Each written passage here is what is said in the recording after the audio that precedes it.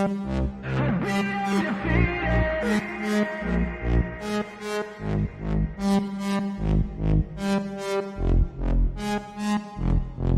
hands stable, I feel able to turn the tables, I could do this. Just keep moving, keep your hands up, stupid. I feel lucid, a new viewing. I can see the end, I can see my future, I can view it.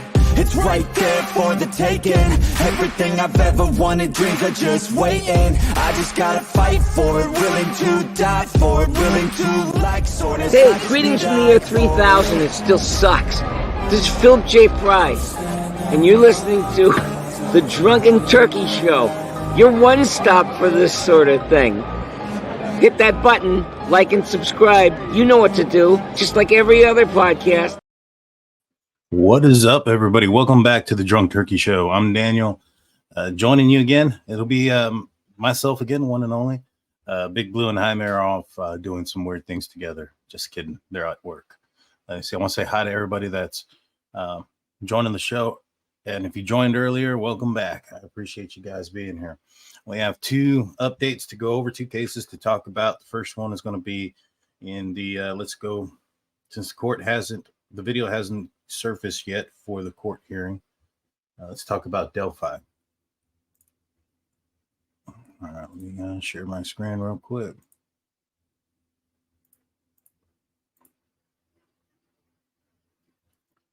So this is from Fox 59. Ambushed. Delphi defense attorneys say the judge coerced him to leave double murder case, asks for her removal.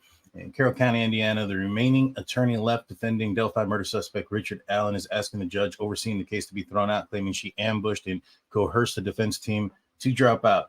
Attorney Bradley A. Rozzi, the sole defense counsel still representing Richard Allen in the highly publicized double murder trial, filed several motions on Thursday in Carroll County's court, arguing he believes he should continue to represent his client and that the judge should be recused.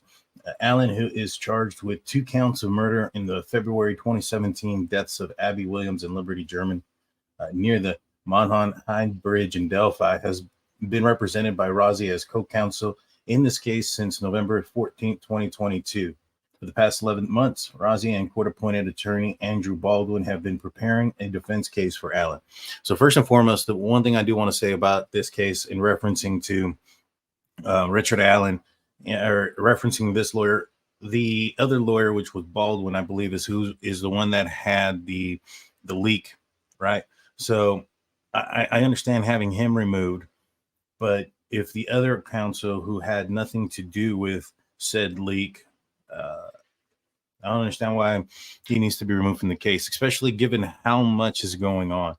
Now, I'm not sure, how, these attorneys are making it seem like they, like she twisted their arm into leaving. However, when, leading up to court, there was the discussion there that they were being forced, basically given the option to resign or else they'll be removed, right? To leave on their own cognizance or else be removed from the case. And if that's ends up being the case, I don't feel that that's ambushed or coerced, but that's just my opinion. There are multiple, times where somebody who has, done something maybe not completely wrong or slightly wrong, but the only thing that's left to do is the removal, whether it's employment or special counsel or whatever the case may be, and a person is asked to resign before terminated, and to save themselves any face or save themselves face, and also having to explain why they were removed off of a case. They can just simply say they withdrew.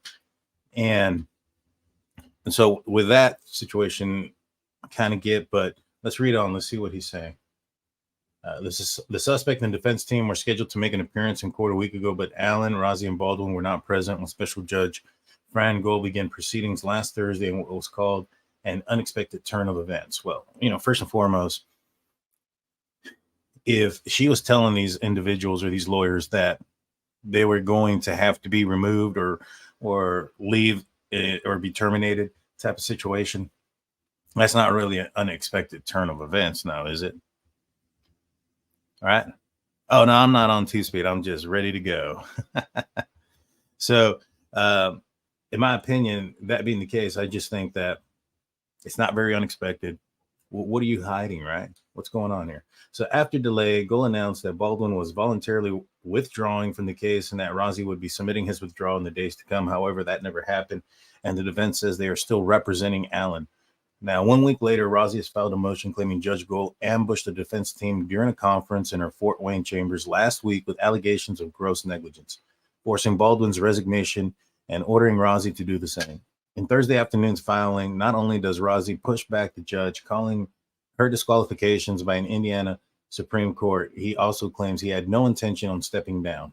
The Logansport attorney claims that the judge directive, a result of a leak of a case evidence of Baldwin's Franklin-based office earlier this month, would deprive Allen of his right to counsel and further drag out the trial for a case that already took nearly 5 years to net an arrest. Rozzi also claimed that the attorneys were not permitted to defend themselves in open court due to the public shaming that would result from the defense team as prejudicial, damaging into its professional reputations, and potentially tainting an anticipated jury pool.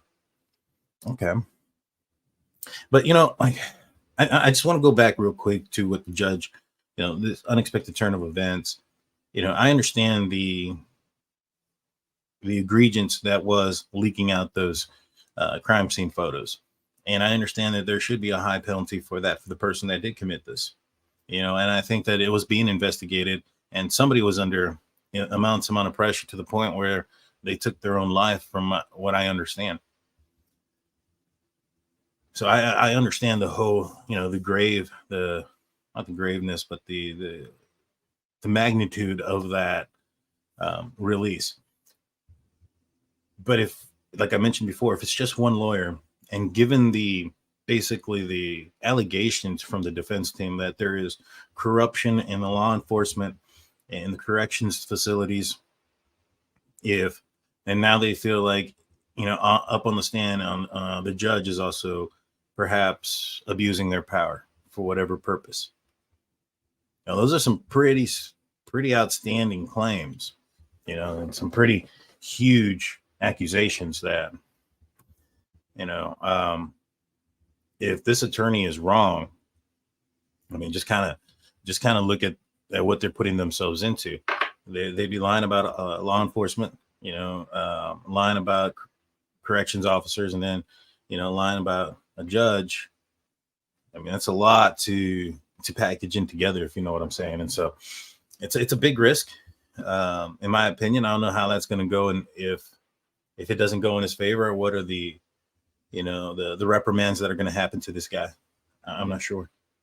So we'll continue this. The defense also claims the judge has ruled unethically in sealing several pro-defense documents from the open record for public scrutiny. So how they put out that 136-page, in-depth reasoning as to why they think Richard Allen is innocent. They had the Odin report and that whole other stuff. Well, apparently the defense team is basically, what they're saying is they've been trying to put out more documents in the same manner, but the documents are being sealed unethically so that nobody can see them. That's interesting. Despite all these filings from Rozzi. Well, you know what? And also it begs to ask the question, what are you hiding? What are you hiding? If this is the guy and the defense is willing to open this up for everybody to look at, what are you hiding? Am I wrong? Am I wrong to think that, like, if you guys think that, like, in most cases, it's the state that wants to ensure that, or it's the defense that doesn't want all this information out there because it's going to make their client look bad, right? It's going to make their client look bad. So because of that, they don't want this out there. They want to keep that in-house. They want the least amount of information out there. They don't want cameras facing, their client in the courtroom. They don't want cameras in the courtroom, period. They'll get the Bryan Kohberger case. And in this case here, the defense has been, we want cameras. We want transparency. We want openness. I felt like Richard Allen maybe had something to do with this case because he put himself there.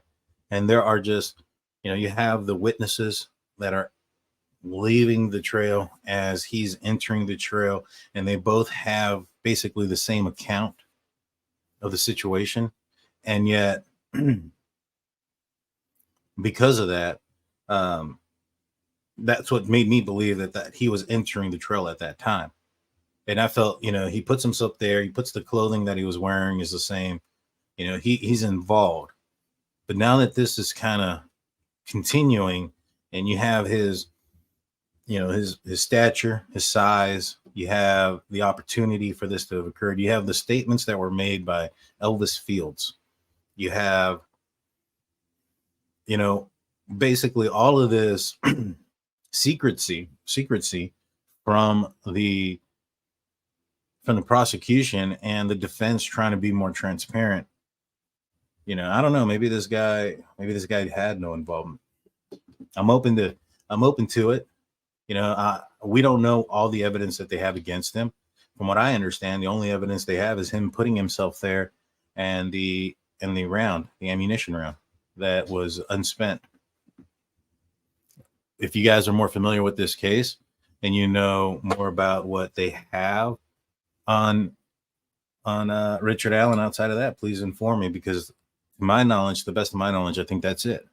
And I don't think that's a lot, especially if there's nothing documented either from the person who took his statement, right? The person that took his statement, he's going off his memory. Apparently it was recorded, but nobody knows where it's at. It was written down, but it can't be found. I guess I'm a poet and didn't even know it. I digress. Either way, all those things happen, and we're to expect to believe that, oh yeah, you know what? This guy, his memory from that time is going to be better than everybody else's. This conservation officer who probably spoke to numerous people. I would assume that the officers in the area spoke and took, not just one tip or one, interview. I reckon they probably did multitudes of them. And for me to think that 5 years later that this guy is just going to be, oh yeah, you know what? I didn't think about this sooner, but 5 years ago, this guy, and he showed up saying he was wearing the same stuff at the same time, the whole 9 yards. I'm not buying it. I'm having trouble with that. So we'll see what all the evidence is that they do have against him. But according to the Allen's defense team, very similar claim like in the Bryan Kohberger case. There's no digital evidence. There's no forensic evidence. There's nothing that ties Richard Allen to Libby or Abby. Nothing electronical, technological, physical, none of those things. Only thing that they have was his statement and that round. I don't know. And then you have, Patrick Westphal coming out basically and saying that he went to the same bar that Richard Allen used to go to the same bar. So I don't know. This is all, in my opinion, this is probably the craziest thing that I've ever heard. So let's continue this. It says, the defense also claims that the judge has ruled. All right, no, I just read that. Despite all these filings from Rozzi, Judge Gull issued an order around 3:30 p.m. Thursday, reiterating that both Rozzi and Baldwin have been dismissed and their names are removed from the court docket. Wow, she did that even before he put in his, withdrawal letters. That's interesting. Attorney David Hennessy, who is representing the defense team, told Fox 59 Russ McQuaid on Thursday that Judge Gull has overstepped her bounds and does not have the authority to dismiss the lawyers based on a secret conversation in her chambers last week, absent of a written withdrawal. What a mess, another veteran lawyer following the case told McQuaid. Allen and his attorneys are due back in court October 31st in Carroll County, where Judge Gull anticipated naming new defense attorneys and setting a new trial date. Rozzi is asking that the next hearing be continued as court and potentially the Indiana Supreme Court consider his latest filings. When asked last Thursday for any official comments on the record, Carroll County prosecutor Nick McClellan said that he and his team will wait for the October 31st date to make a statement. For a full breakdown of last week's court proceedings, click here. So interesting case here that's going on in Delphi. man, we're going to continue to cover this. This was our first true crime case that we covered here at the Drunk Turkey Show. We started talking true crime with the arrest of Richard Allen. So we're going to see this case through. We started this case a little bit in the late side, so we didn't know all the minutia, all the rumors that were going on early on in this investigation, which arrows were pointing where. We're aware of Ronald Logan connection. We're aware of some family member connections, supposedly, and some other things that have come to us with, since we've been covering the show. But I will say that we are not fully versed in this case as much as others. And I will say that, I am 100% shocked, 100% shocked in this case. I also found out that at a certain point in time, the Carroll County, law enforcement officials that were investigating this case kicked out the FBI or asked them to stop assisting. When we talk about Bryan Kohberger and possible, law enforcement, bad cops or whatever the case may be, one thing that we talk about is the fact that you had multiple law enforcement agencies around there that would have probably foreseen something that, if something were to happen in such a high profile case. In this scenario here, you have a smaller, law enforcement entity kicking out the larger one. I don't know. It makes you wonder why, right? Makes you wonder why. Oh, let's see. Oh, thank you. Of course. Obviously. Yes, 100%. And, like I said, I get a lot of flack that, I'm just pro law enforcement and everything. No, I'm unbiased. I really am. And I try to stay right down the middle and just look at where the evidence goes and what makes more sense and what's logical. And I'll tell you what, this Richard Allen case ain't making much sense to me. But let's continue. Let's see if this is ready to go yet. If they've started the coverage. I know that they have the news up, but I'm not sure if they have the coverage on it. All right. So I know if they as far as first things first, well, let's pull it up here on Brian Ensign. Well, I have it better here. All right. So these are the basically the briefings that went out before. It says the public hearing is beginning with the defense arguing its motion to dismiss the indictment on the grounds of error in grand jury instructions. Defense attorney Jay Logsden begins with acknowledging his arguments for beyond reasonable doubt standard for grand jury is likely to be denied, but continues to make his position. So that was the big deal of the day, right? It was Bryan Kohberger wanted the indictment thrown out based on the fact that, grand jury didn't get all the evidence, or all the evidence at the time of grand jury wasn't presented. Law enforcement didn't have their complete case against Bryan Kohberger when they indicted him. And I get it. I too would assume that you would have majority of your case completed at the time of indictment. However, after indictment, if something comes up, are law enforcement just not to look at it because it's post indictment? You know what I'm saying? So I understand you want to have everything done in a nice, wrapped up bow. Sometimes that's not the case, right? And if you guys know where the where the actual trial will be aired, let me know, because I could have swore it was on Court TV. If it hasn't come out or haven't started, that's fine. I just want to know where if there's a nope, that's not it. Let me know if you guys know where it's at by any chance. All right, so let's continue. And all right, let's continue this here. So he says here that the grand jury is likely to be denied, but they're going to stay true with their position. That's the other thing too. I've seen where the Bryan Kohberger's defense team is wanting the proof beyond, wanting this to be proof beyond reasonable doubt, right? They want proof beyond reasonable doubt in grand jury, and that's not the way it works. That's not what you need at that point. Not all the evidence against the suspect is presented at grand jury. It is basically the stuff that's in the probable cause affidavit. Do you have enough to go to court? That's basically all it is. And it's not, do you have enough to prove him guilty beyond reasonable doubt? That's not that process. That process doesn't start until the trial starts for his, once all these motions have been settled, once all these things are done, and they have the scheduled 16 days or whatever, how many days they think it's going to be, the 6 weeks, I'm sorry. The 6 weeks scheduled for his trial is when we're going to hear a bunch of that information. Let's continue. It says, Bryan Kohberger walking through the courtroom, suit and tie, looked up towards the gallery, gave a smile, and immediately straight-faced before awkwardly taking his seat. I mean, this is the kind of stuff that the court is kind of talking about. I will say that, you don't have to, you can just kind of describe, even the gave a smile and immediately went straight-faced. That's, you can show that, but awkwardly taking his seat is of opinion. I don't like that, regardless if it's against him or not. Just stick to the facts. All right, let's continue.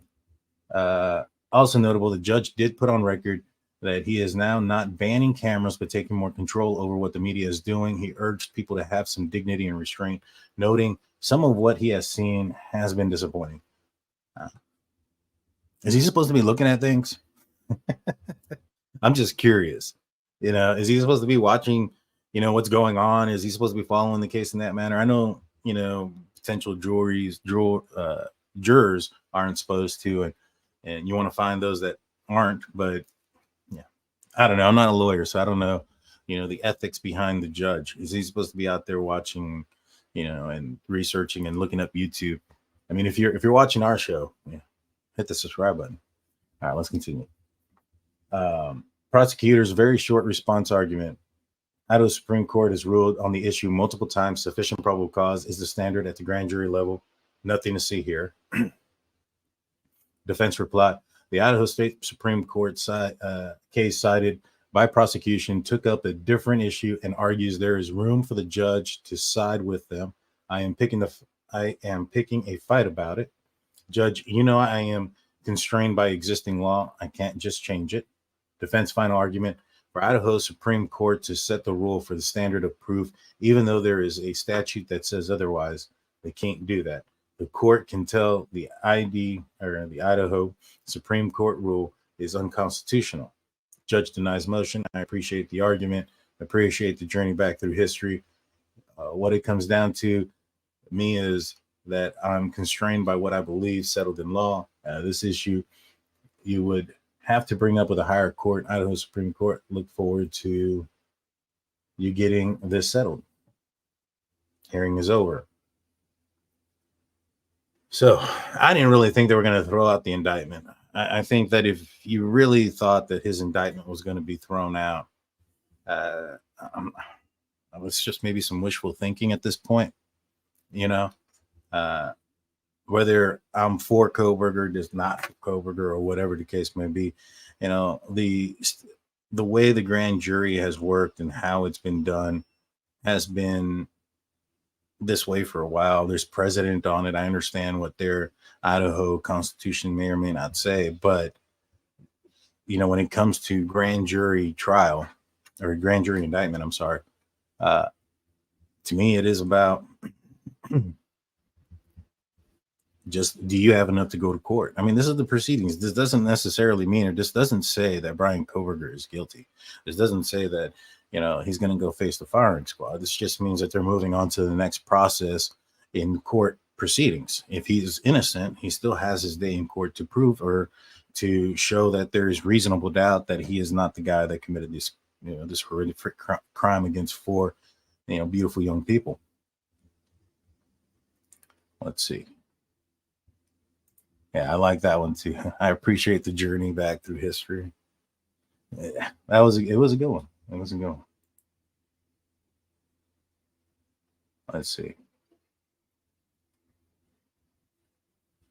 So yeah, I mean, it's just, I know that somebody said that there was something about 6 jurors who were apparently not for or wanted more information or more evidence. And then they had to be reminded of the statute where it's not proof beyond reasonable doubt, and what I'm assuming is that what that means is some jurors probably asked, well, how do we know? They probably asked some questions referencing the whole proof beyond reasonable doubt, and they had to be explained that part of trial comes at the next hearing phase, right? I mean, if I was in a court hearing and somebody said, hey, I'm going to take this whole situation out of it, but if somebody were to be accused of, DWI, and they show me, in grand jury, what they're going to show is test results, and you might have the officer's statements of what they had, what they had seen and what had occurred at the traffic stop that led to the arrest. What they're probably not going to see, or in most cases probably won't, are going to be the videos and a bunch of other things. And I'm assuming if somebody were to stand up and ask a question like, how accurate is this test? Well, that's not for that point to be addressed. That's for a little bit later. And I think that's kind of where this is. Somebody probably asked, how accurate is the DNA and this and that, and to go through the minutia of the accuracy of the DNA profiles. And they probably said, nobody there is an expert. Both sides are going to bring up experts at trial to explain, their narrative with an expert. And that's the time that they'll make their decision on those type of things. I hope that makes sense. Let's see. Oh, thank you. I got myself a drink. A much needed one. My throat was. I haven't seen it on court TV yet.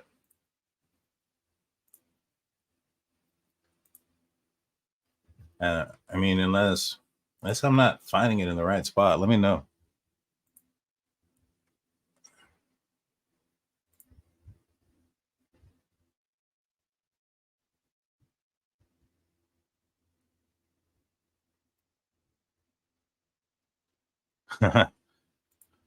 Too many lies come out of my channel. Oh, wow. What am I lying about? I'm only talking about the facts in the case. Like, what did I say? I'm just curious. What lies did I reference? Was it the fact that I think that Richard Allen, has a case, and I think there's some weird stuff going on, and that I'm not on the law enforcement side there, or the fact that I think that law enforcement did their job in the Bryan Kohberger case? I mean, I guess I'm 100% pro law enforcement. I wouldn't be, in the position that I am in the Richard Allen case. And if I was 100%, conspiratorial, then I wouldn't be in my position when it comes to the Bryan Kohberger case. Maybe it's because I am narrowly focused or singularly focused and balanced and not looking for any narrative. I just want the truth to be out there, whether it's Kohberger or whether it's, somebody else or Richard Allen or someone else. And what I care about is putting out accurate information, and that hope that justice can be served right by these victims, because that's what this is about, right? It's not about Richard Allen. It's not about Bryan Kohberger. It's about Libby German and Abigail Williams, Xana Kernodle and Ethan Chapin and Madison Mogen and Kaylee Goncalves, and making sure that they get the justice that they rightfully deserve, not to create some sort of fantasy just for views and money and clicks, that even though that there's, I don't know, evidence that kind of leads to one direction or the other. I don't know, but that's just me. Thank you. I appreciate that.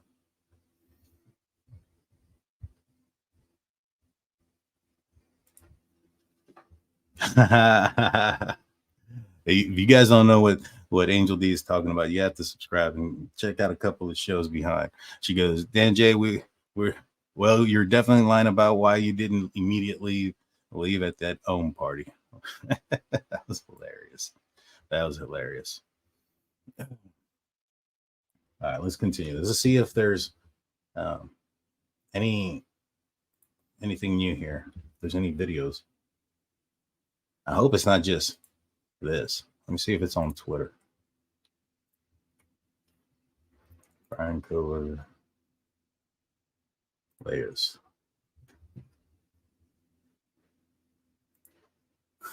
Basically, today in a nutshell. That's kind of funny. It's just hi, yeah, no, bye. That's what it sounded like. It didn't sound like it was very much there. You know what I mean? Like there was a lot there. Let's see. And to talk about the publicly televised cameras, I think that's important. The reason why I think it's important for to have cameras there is because there's a lot of question, whether it's in this case or in the Delphi case. And honestly, there's a lot of mistrust here, right? Whether it's mistrust in the judicial system, mistrust in the law enforcement, mistrust um, in the entire case on its own. And if there's no cameras there, and all we have is media telling us what happened, well, there's also mistrust there, right? So whether or not Bryan Kohberger was found or Richard Allen was found guilty or innocent at the end of it, if there wasn't any cameras there, I think there would be a huge question mark on this. The fact that there is cameras now, everybody who has a vetted interest in watching this, or whatever interest in watching this, who have, taken the time to look at the evidence and, have and form their own opinion on the case, that may, that opinion may be strong, maybe not so strong, maybe a question, who knows? But for everybody that has those question marks, they can watch this and make their decision based on the evidence that's there. Like, for instance, based on the evidence that they have, I think that he more than likely did it, right? Now, come during trial, let's just say there's a situation where, I don't know, something happened that would have affected the case. There is some exculpatory evidence, but it wasn't explained correctly through journalists because they're biased or whatever the case may be, and they didn't put it out the right way, and he was found opposite of my favor, then yeah, I'm going to be like, oh, this is bull crap. They're hiding things. They're lying. They're doing this. They're doing that. And it doesn't matter which side of the aisle you're on. It's going to be that way. And there's always going to be that question mark. So I like the fact that they have cameras in the courtroom. Should they not be staring at Kohberger and watching his every move and this, that, and the third? I mean, I don't know. To be honest with you, I don't think it's going to affect his trial by any means, because first and foremost, his jury is going to be sequestered. They're not going to have access to the TV and the news media and all those other things, which is where all those camera footage and angles would be on. So they wouldn't be seeing it. The only persons and people that would benefit from it one way or another would be the viewers outside of the trial. So that's where I'm at on that. Let's see.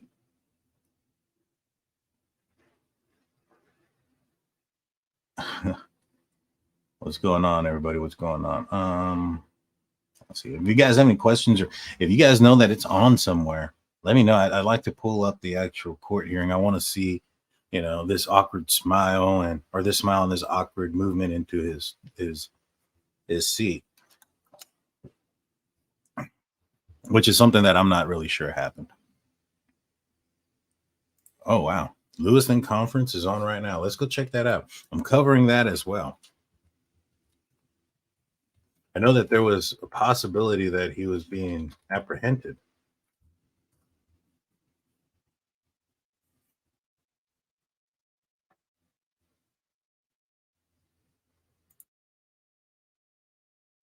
All right, let's see. This is huge. This was 52 seconds ago. There was a note found in Robert Card's home after the shootings. I got to remove this because I have to, I have to share it with the audio. You guys won't hear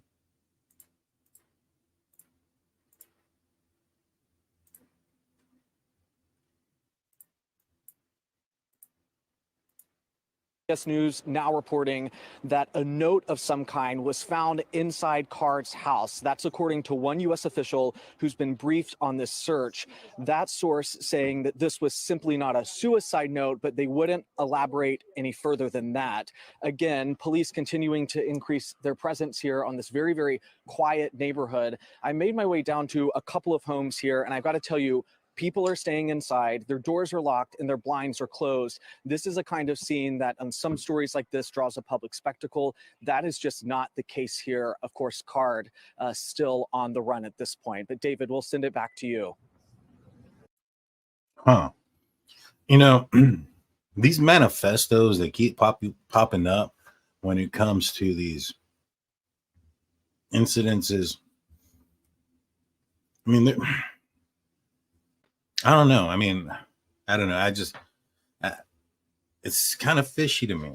Like, I don't know. Maybe it's just wrong. I've never investigated a shooting or any of those things, but yeah, and not saying that any of them are not real or not, but where are these manifestos coming from? Like, I don't know.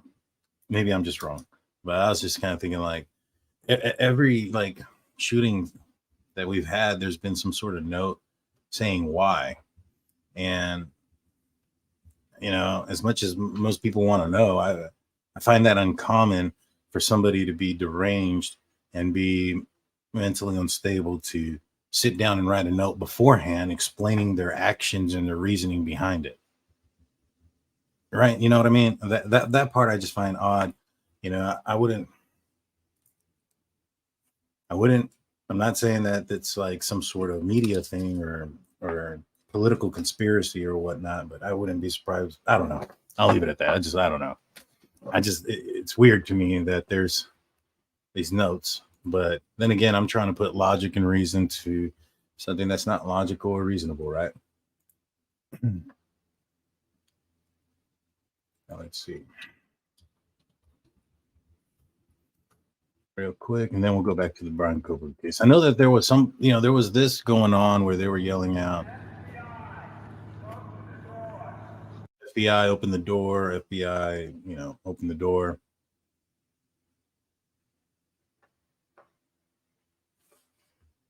And that was outside of Robert Card's home. Oh, his brother's home. Now, there was that one guy that we talked to earlier that said that there was some sort of compound. So I wonder if it's near Robert Card's home as well.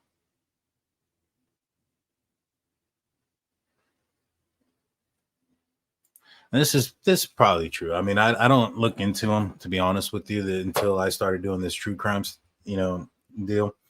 I don't know a lot about those mass murders or stuff like that. So, if they do have some sort of manifesto and that's something that's common, then I guess. I just always found it weird that somebody who's unstable and, going through some kind of manic episode would sit down and take the time to write down their reasoning, their thoughts and stuff behind it. Just kind of didn't set with me correct, but could be.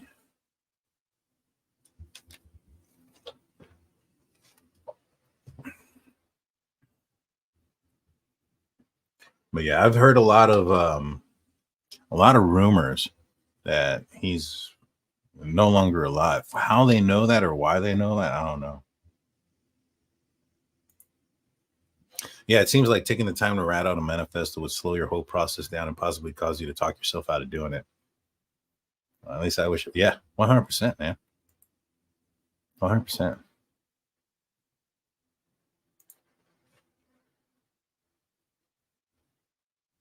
No, I don't know who are not good people. Oh, thank you, Hernandez, for your gifted one Drunk Turkey Show membership. Thank you. I appreciate that. We're gonna have a members only show this weekend, probably on Saturday, probably Sunday before the game.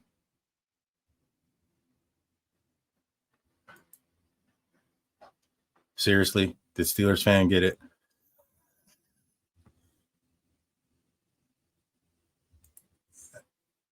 Thank you for your $5 super sticker. I appreciate that too. Thank you. We appreciate you.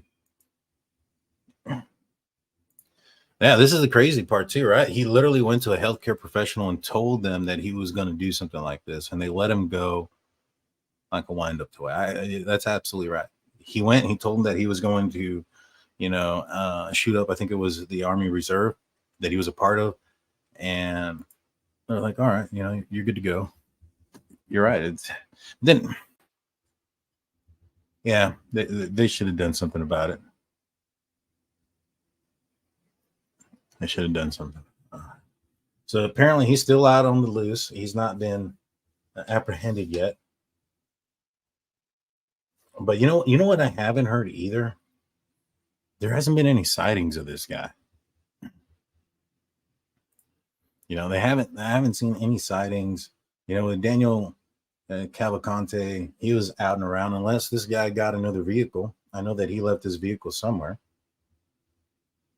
Standoff outside Maine, shooting suspect, Robert Card's home. Yeah, that was what we just saw. Yeah, explosions.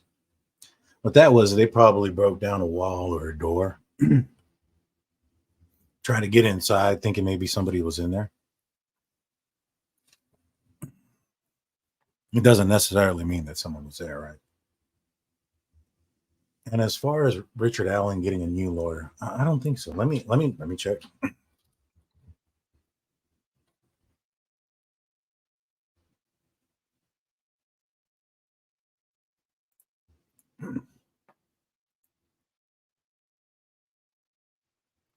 So here are all the docs for the Richard Allen case.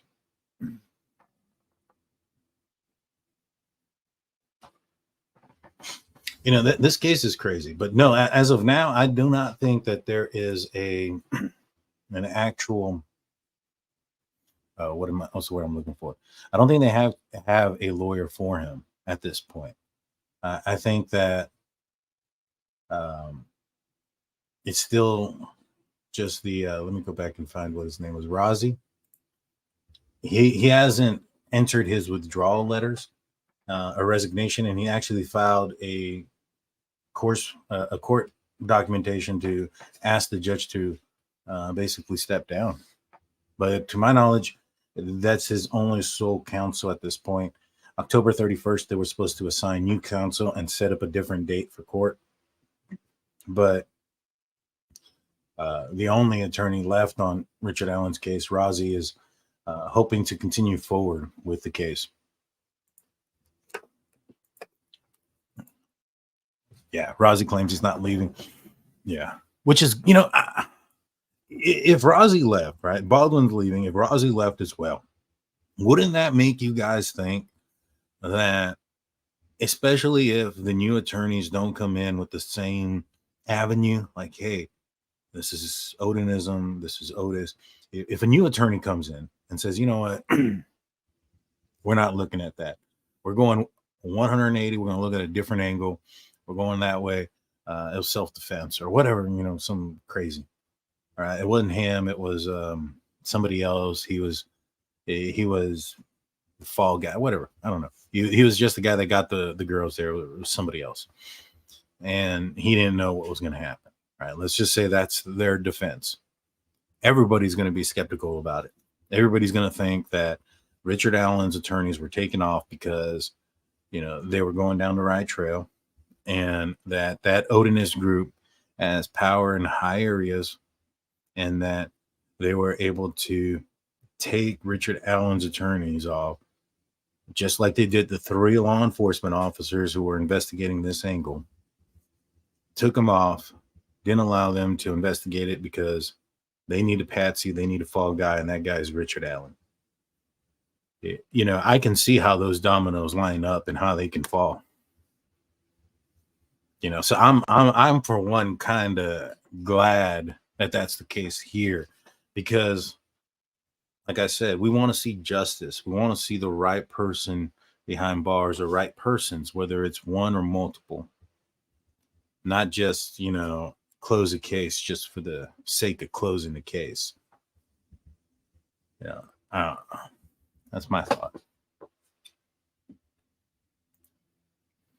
The dude could have CTE, which is a TDP-43 disease, a brain wasting disease. When people have it, they have no impulse control, and the center of their brain is responsible for reasoning and consequence. Yeah, it's possible. I don't know his medical history, but yeah, I mean, I know he was deployed to war. He was deployed, and he was a 20-year veteran of the military. So I mean, it's possible that he got, maybe hit in the head a couple of times. It's also possible he has, some sort of PTSD.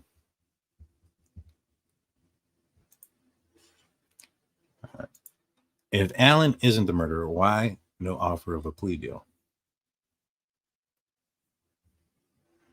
Well, we don't know that there hasn't been an offer of a plea deal. I don't know if that is public information first. There could have been an offer of a plea deal, and they may have, denied it or declined it. Indiana is a death penalty state. I'm not sure if I don't think it's been indicated one way or another if they're going for the death penalty in this case. And if they feel that they have such strong evidence, and the goal is to exercise that right, then I can see them not offering him a plea deal based on the heinousness of the crime, based on the age of the victims, the whole nine yards. The fact that there's multiple victims, multiple juvenile victims, I can see that being a thing.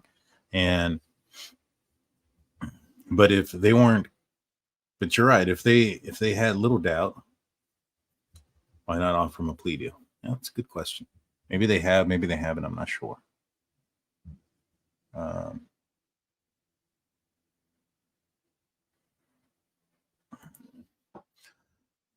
I'll be honest with you. I read multiple things today that ended up being a lie. I was reading on Fox 59, which is this one, that they had 22 people that had passed away, and then the press conference comes out that he was there's only 18. So I've read a lot of things today from you, and it's all been from reliable sources, and supposedly, let's put that in quotations, right? Reliable sources that have been super wrong on a lot of stuff just to get things out there first. I wish that some of these places, some of these news publications and whatnot would prefer to get things right than to just to be the first ones out. You know what I mean? Let's see.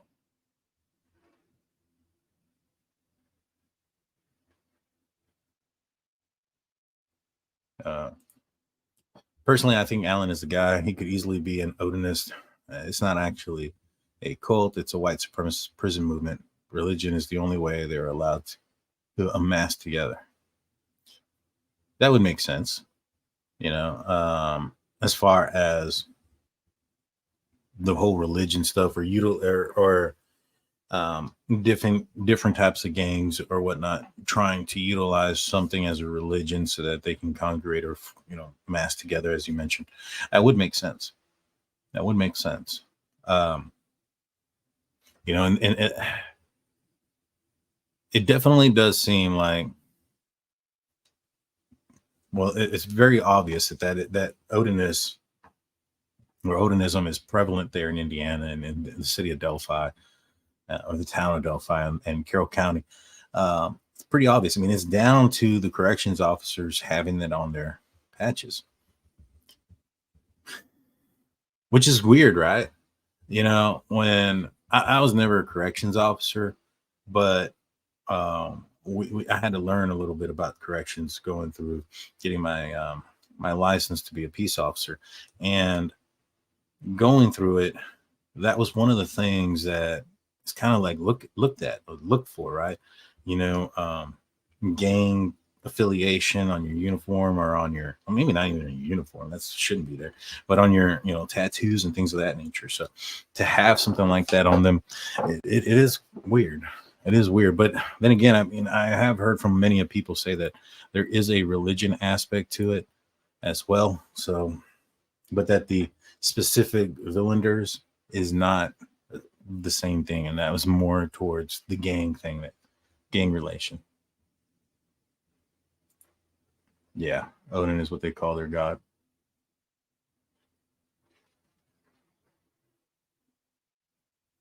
I saw something.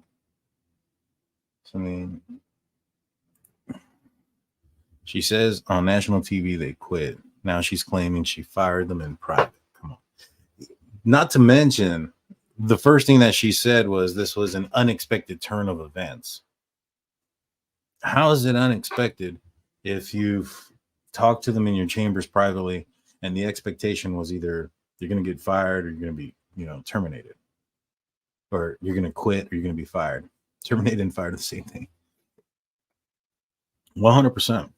You're absolutely right on that, Radar.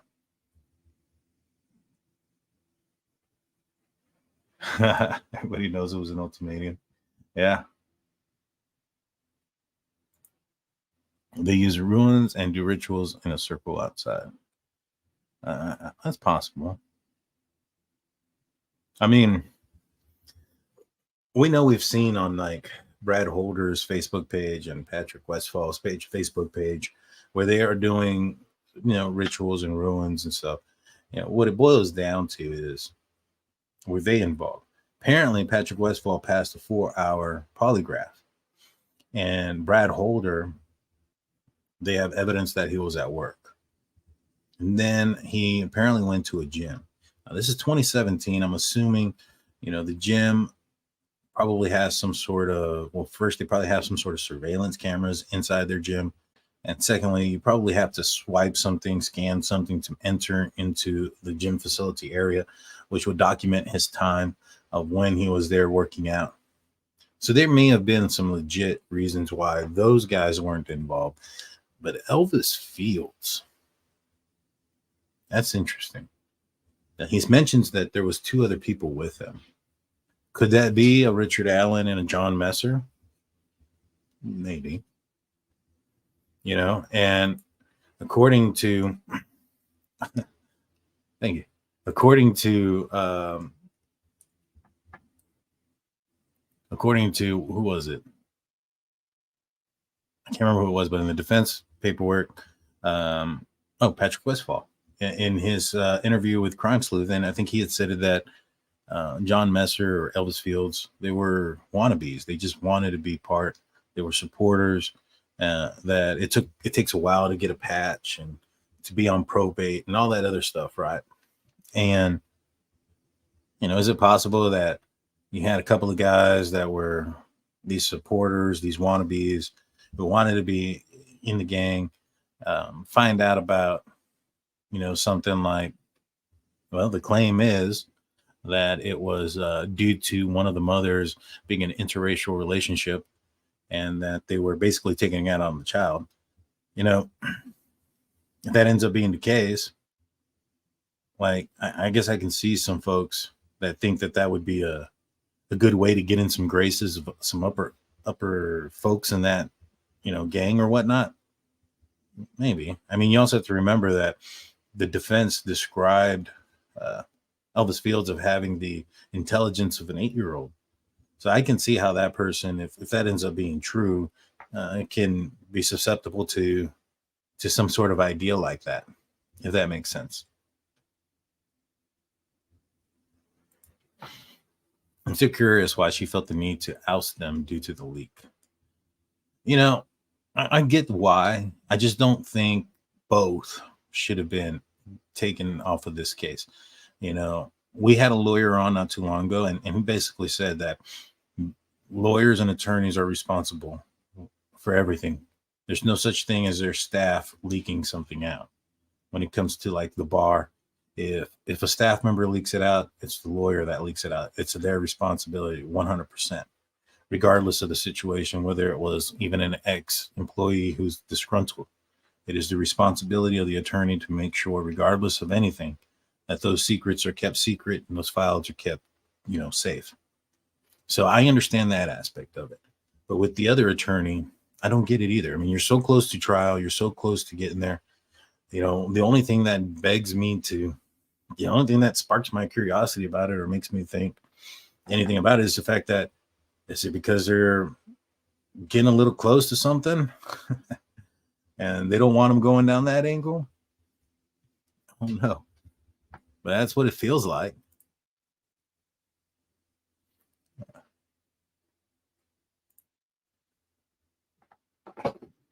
I know this won't be a popular opinion, but I feel the same about this as Idaho 4.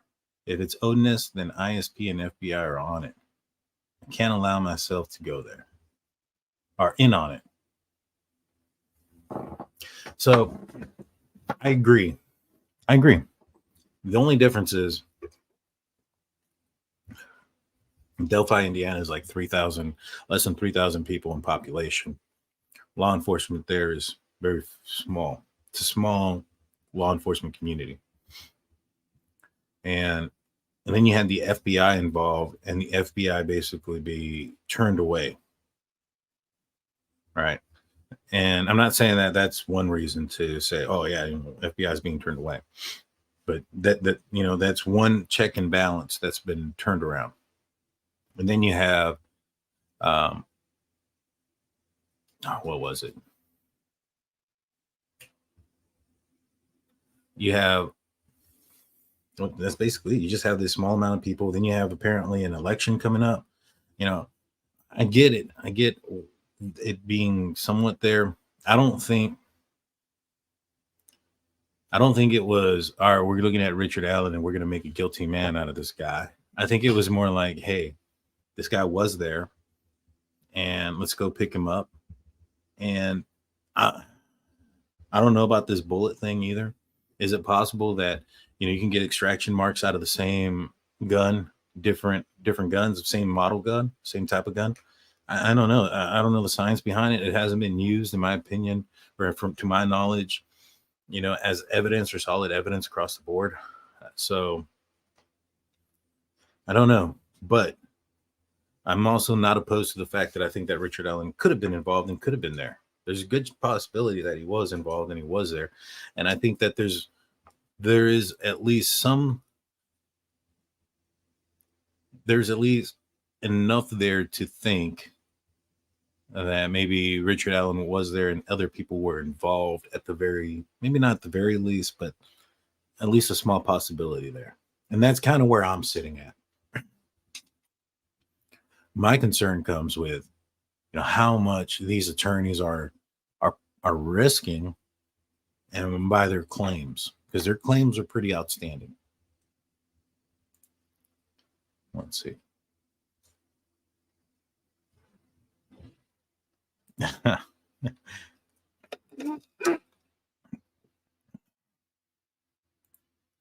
Now they're calling the leaks each with coincidence, but look at how each connects to the next. Mm-hmm. You'd be surprised how many racists are in the Midwest. People think the South is bad. At least the Southern racists tell you up north it's hidden.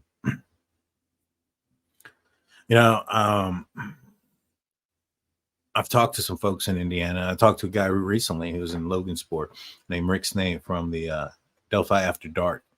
And he was referencing how bad it is. And, I've listened to some of his videos where he's had other locals on and they've had their comments about that. It sure does sound like it's up there.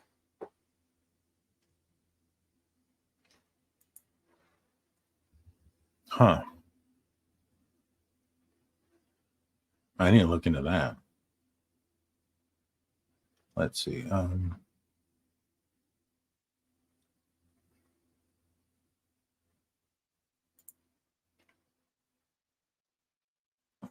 Yeah, I hadn't heard about that either.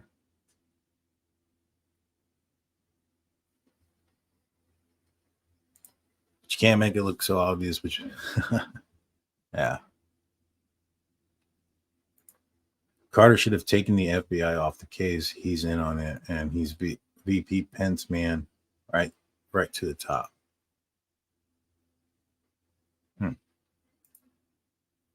I don't know why. What's the word I'm looking for? I don't know why the FBI was taken off of it. I do know that the FBI, from what I understand, is strongly suspected Ronald Logan at one point. They even facilitated a search warrant on his property, which gave us a couple of hints as to why, or not to why, but as to what was going on. As far as they were looking for guns, they were looking for something that would make you believe that there was video or pictures taken of the scene, things like that. And all the leaks are connected to Baldwin. They aren't Rozzi to get caught up doing. Exactly. That's what I'm saying. Like it's not both. It's just one. It's one person that leaked out this information.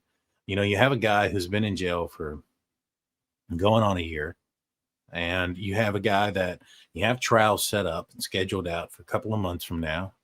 You know, you have the defense team making some pretty solid claims, and now you want to basically say, no, let's start all over. Let's make Richard Allen, who's already, I don't know, dissolving, falling apart, wait another year. And, you know, and not to say that it's not deserved, right? I don't know. But at the end of the day, maybe that's the wrong word, because I don't know what's going on with him as to why he's losing weight. You know, our lawyer friend Zach mentioned that, you know, when he was reading through some things, and he reminded me that Richard Allen wasn't eating, and the things that he was eating were his case paperwork, that he was watering them down and eating them. You know, that would cause you to lose weight and deteriorate. So it doesn't necessarily mean that it was some kind of wrongdoing by the corrections officers. But I'm with you on this one. Rozzi wasn't caught doing anything. Leave him on there. Let this guy have his lawyer. Like, let him have his defense. What are you worried about if he's guilty?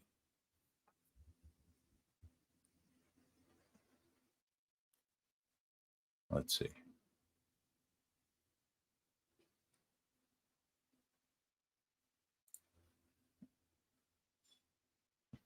Yeah, there is no proof.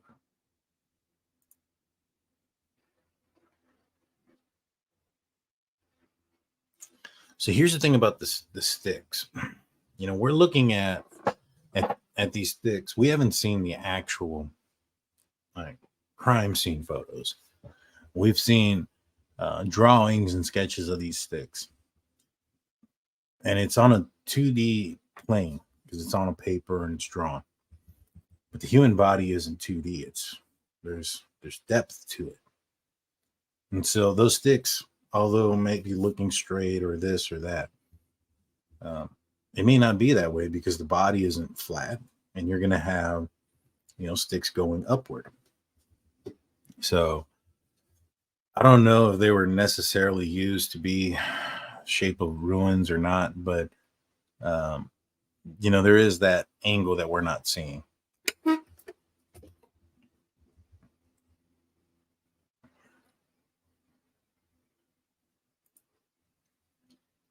That is believed because he was hiding his paperwork from other inmates. That's crazy. I don't know if that's true or not.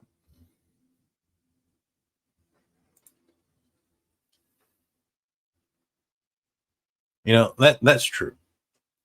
You know, some people will know when something is down, or a police officer knows something, getting people to talk. That's the problem. But in this case,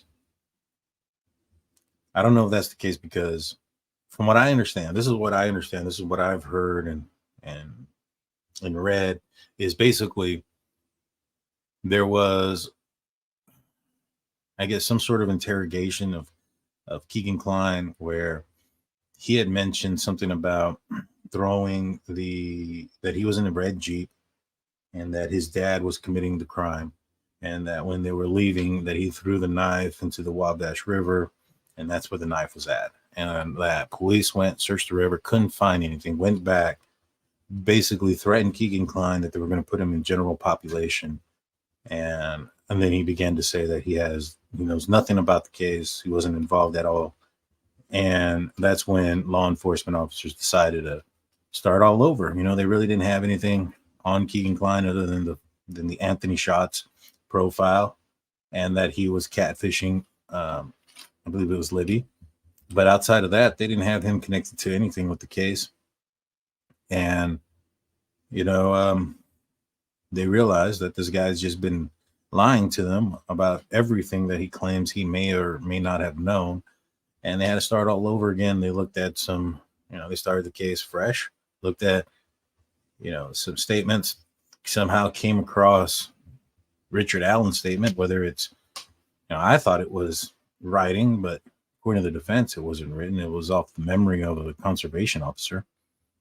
But, they find this tip that he was there wearing that outfit that is seen on the Snapchat video. And they go interview him. They do they find out that he owns a few guns based on that interview.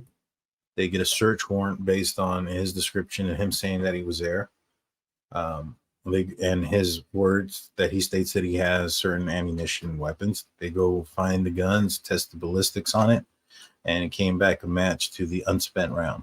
I believe that's how it all went down. But to my knowledge, they didn't know much about who Richard Allen was until the very end. Janet Studdard says, it's still crazy. Most people, no clue about sticks. Yeah. And those the way or how those sticks were formed, it is interesting. Let me see if I have what Rick Snay drew.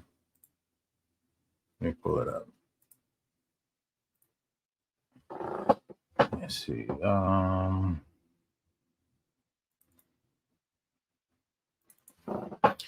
Trigger warning for those who haven't seen these. It's not anything graphic, but this is supposedly how the bodies were portrayed. This is from Rick Snay from Delphi After Dark. He actually saw the crime scene pictures, and this is what he drew of that scene.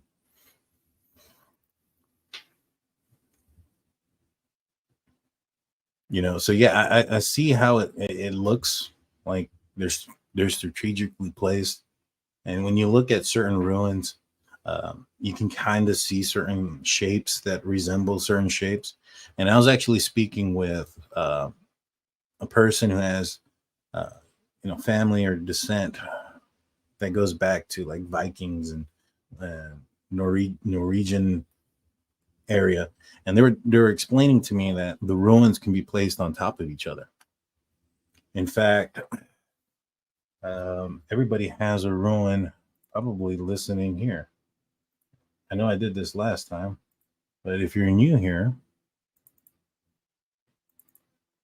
let me put this together for y'all.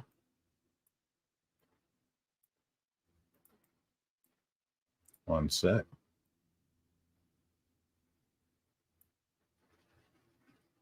All right. So you can add ruins together. So you have the Nordic H and the Nordic B here, which I'm not sure what they stand for, but guarantee everybody has this on their phone. This is a ruin for Bluetooth. So, and I think it's like some kind of like binding ruin for connection or something. I don't know. But yeah, everybody has this on their phone. So these ruins could be more common than we think.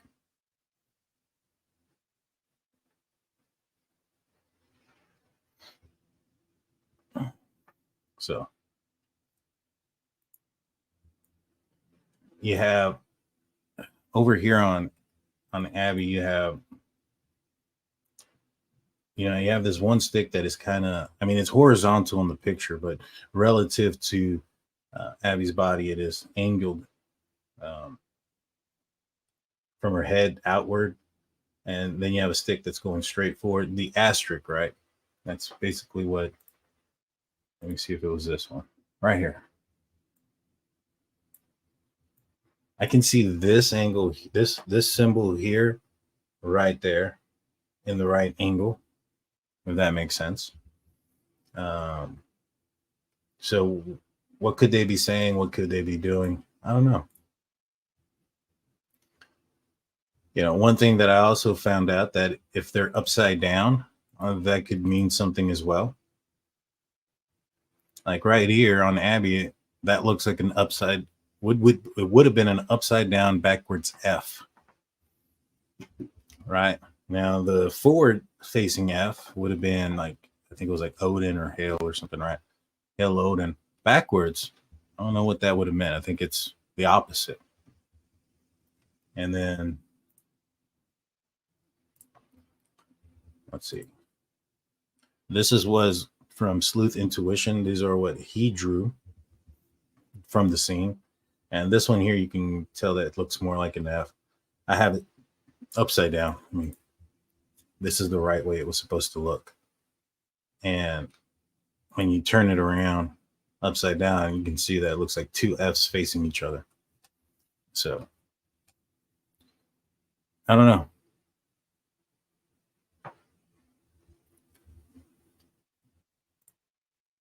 Crazy stuff. Let me, I'm going to go back over here to see if this ever came up.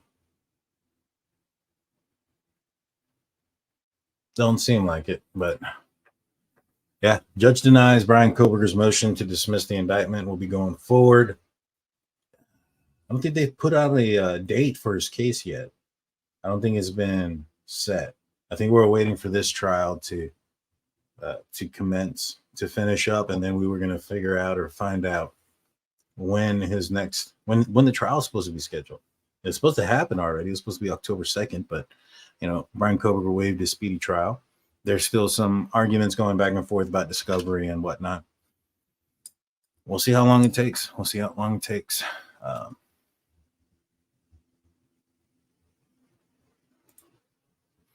SNA also said that the long branch on LG was wide, more like a tree branch. Yeah, that's what he did say. He said that it was more like a tree trunk, like a thin one, like a small one.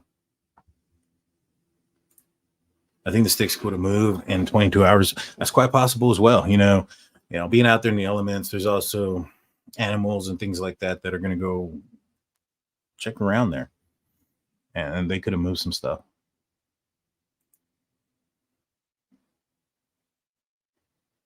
I think unlikely someone was trying to cover their bodies. Why wouldn't they have reported it? I don't know.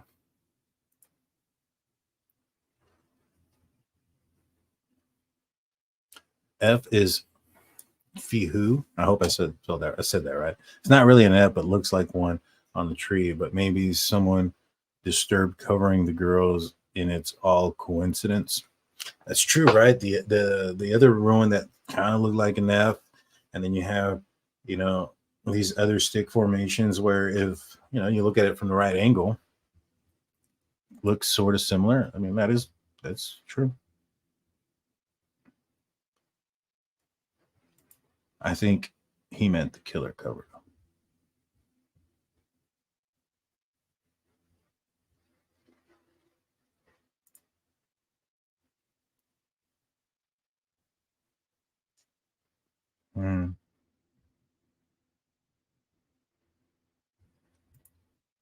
Maybe someone should walk into Richard Allen's cell with those F symbols on it. That's true. But he did make a question. He made a comment about Odinism. He had stated that they were out to get him. And the defense was like, oh, how would he know about the Odinist angle if we didn't tell him about it? And the prosecution didn't give us evidence about it. Well, he could have been there. It's another way he could have known. You know what I'm saying? It's kind of like when people told me all these stories about Bryan Kohberger and the touch DNA. It could have gone here one way, could have gotten here another way. Could have been there. Somebody he could have touched it at a garage sale. He could have shook the hands of the forensic officer 2 days earlier, and that guy just never washed his hands. Like all these different stories. And then I came up with well, you guys know, the most common way people get touch DNA on something, it's by touching it. And so same thing here, the best way he would have known about something about the scene, or the most common way someone knows something about the scene, is by seeing it. And only way he would have seen it is if he was there, right? Let's see. FBI has turned over all cast information, correct, Daniel? I don't know. I think what it was so from my understanding was that the law enforcement got a warrant for his historical data, and then that data was taken to the FBI to help understand it, if that makes sense. And it wasn't necessarily that the FBI came forward with it. It was gathered through Moscow Police Department and their warrants.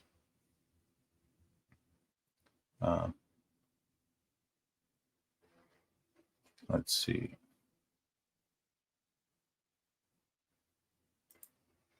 Maybe the person was trying to cover the bodies and hurt people coming up. It's possible because Libby's dad, I believe it was Libby's dad, was out there on the trail minutes after they went missing. And within minutes, he was out there. So it's quite possible that they heard something. Now, the other thing that we know is that the bodies were dragged. We don't know which direction they were dragged from. If they were dragged from the creek upwards towards, further away from the creek, that would indicate that this was more than likely an attempt to hide the bodies versus, some sort of ritualistic thing, right? Not necessarily saying that it's not a ritualistic thing.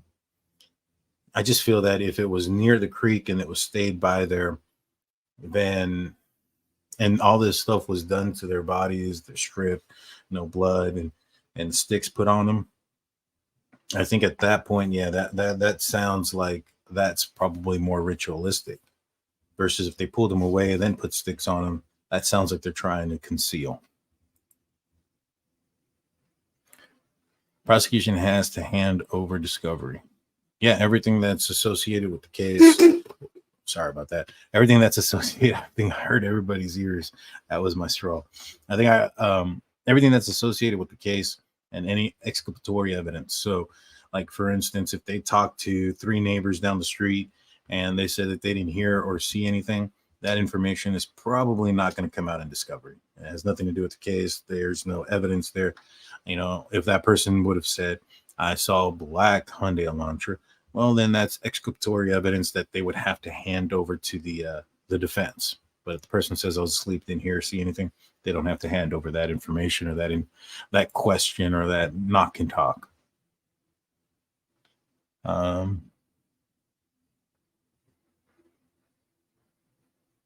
Let's see.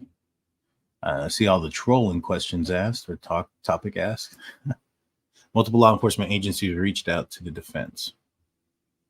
Now, this was in Richard Allen, right? I think that's who you're referencing to, and that is correct. There's been multiple, I don't know if there are multiple law enforcement agencies, but there's multiple law enforcement officers. I don't know if they're FBI agents. I don't know if they're detectives on the case from ISP or from Delphi or Carroll County or whatnot. But there was 3 investigators who saw this differently, and we're looking at the Odinist angle. Brad Heath was in the woods in the official time frame, turns up blowing a Jellerhun and an Odinist horn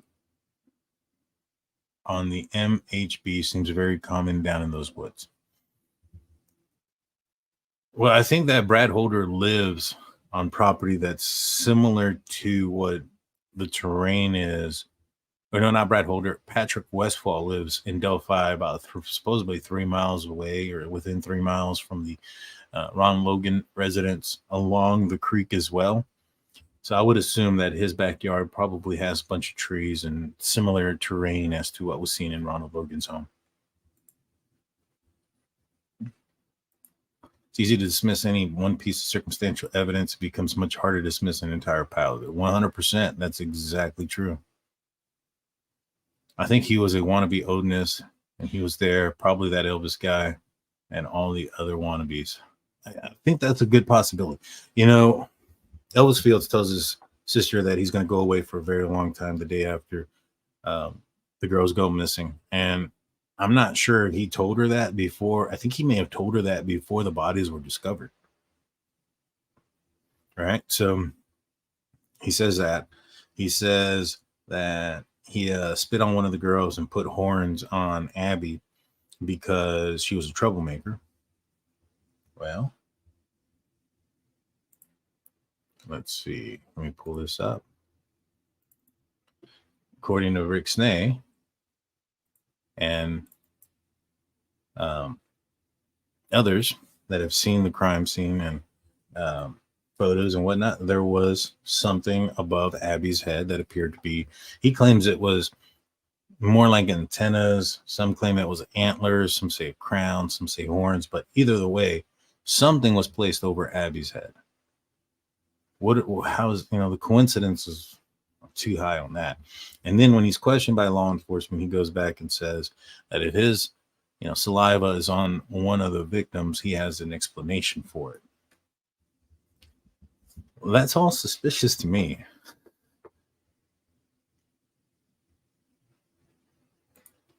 I think Richard seems spoiled and entitled and is just throwing a fit in jail. That's true too. Some folks can't handle it. Let's see.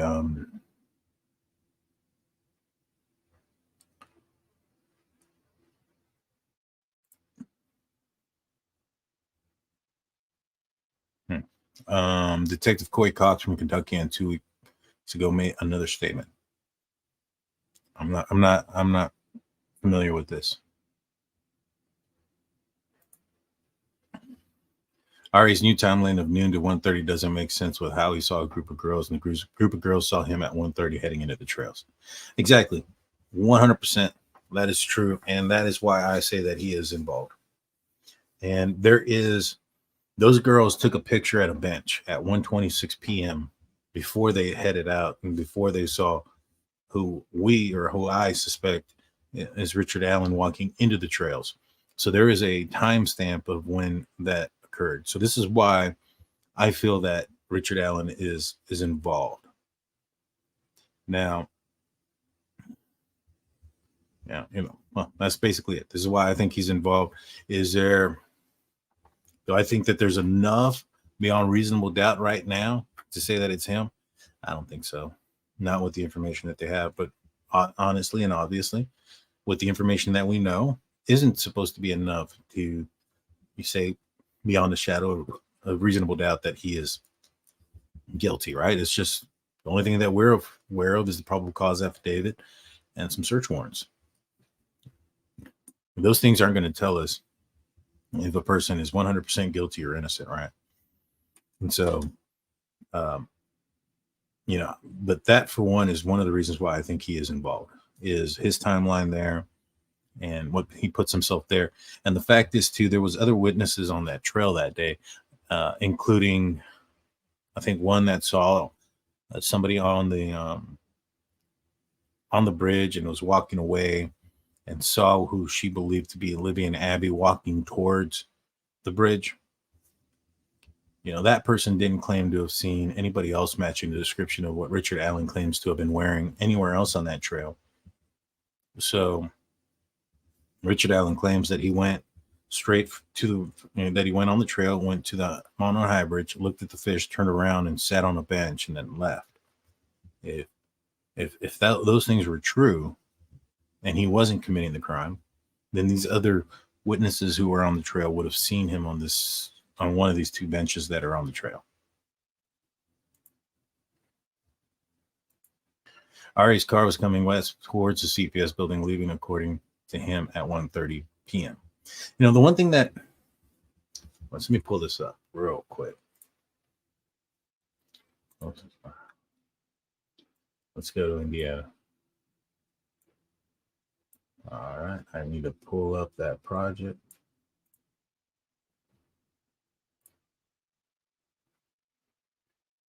Oh no, they're all, there it is.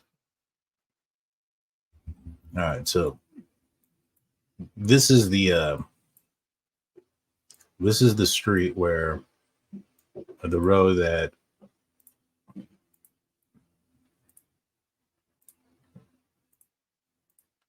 that Richard Allen is supposedly seen on, and this is the direction that he's headed.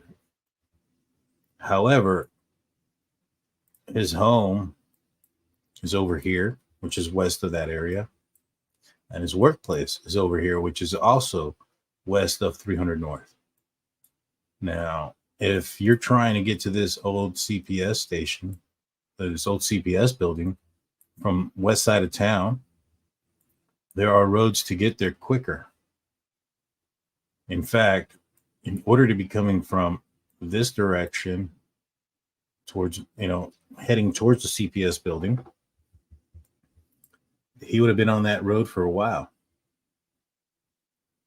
for a good while, before he could have come this direction, heading that direction, heading westbound. Unless he was at a couple of places, right? Now, what do we know about the case? We know that these juveniles saw somebody entering the trail at walking with a purpose, right? If we are to believe that this is completely set up, and let's just say that there was some sort of, let's say Richard Allen, that's completely speculating right here. Richard Allen is part of this group of 3 people who are going to commit this crime in hopes to be initiated into some gang, right? And they have somehow found out or planned for Libby and Abby to be on the bridge at a specific time. So what they did was they came to this area knowing how discreet it is and how far away it is from the trail, and knowing that it's not visible, that this is the area where they're going to they're going to do their ritual. And so they come up here early in the morning, which is why when you see Bridge Guy, he's in heavy clothes for an unseasonably warm day, to the point where a lot of people thought that he had been trolling out there all day, searching for a possible victim since early on in the morning based on how heavy his clothing was, which I agree.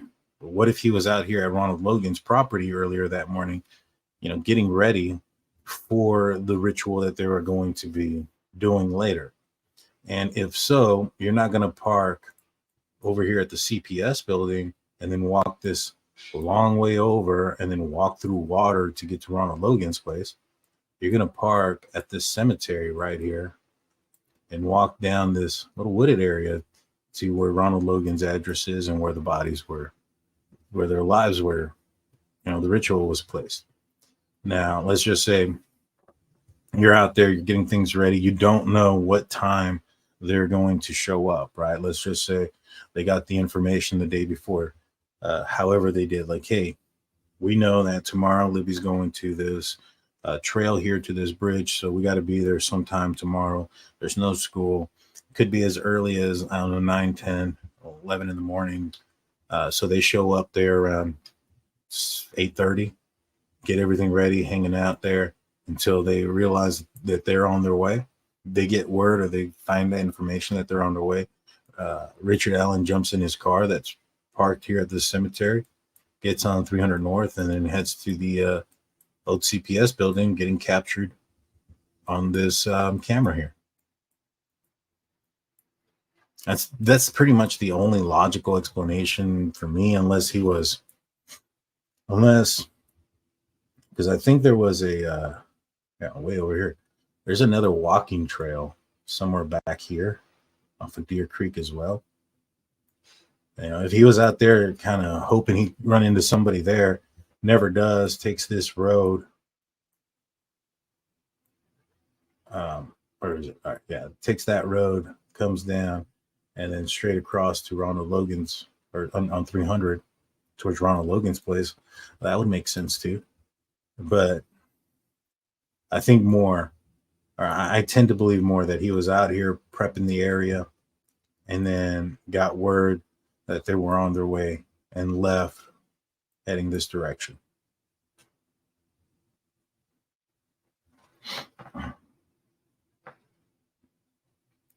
Thank you. I appreciate that. See that big metal bridge on the highway? He allegedly parked there and walked the footpath to the bridge, allegedly. Speculation. Yeah, he allegedly parked here where it says the old CPS building, and then walked down this way, came across And here came through the right in front of where that bridge is. And this is where those juveniles passed in front or past him. And then they crossed the Freedom Bridge.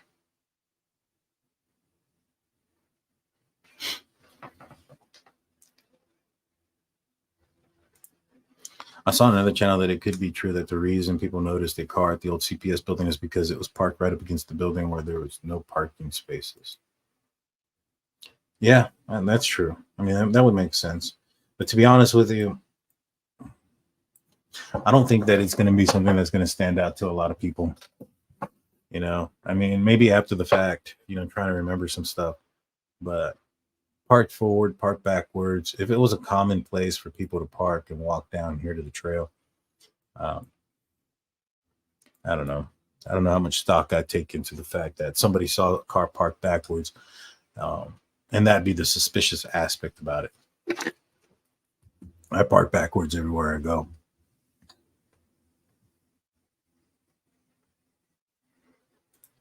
Yeah, 100%. Whole year already. This is when we started talking about true crime, around this time when he was arrested, and he was our like first real big Richard Allen. This is our first big real true crime case that we talked about. Well, I'm over the hour and a half mark, y'all. I was hoping to get some video of Bryan Kohberger at trial, but it just never happened. Oh well, I think it's happening now.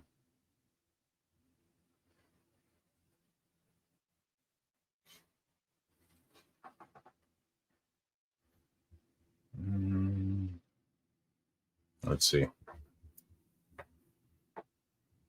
Oh, it is. About time.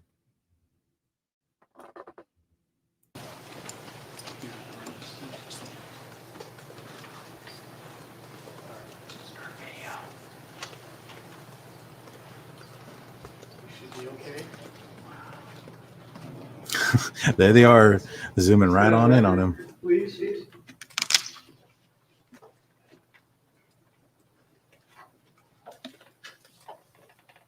Thank you.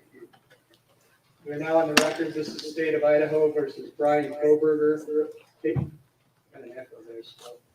Case number CR 29222805.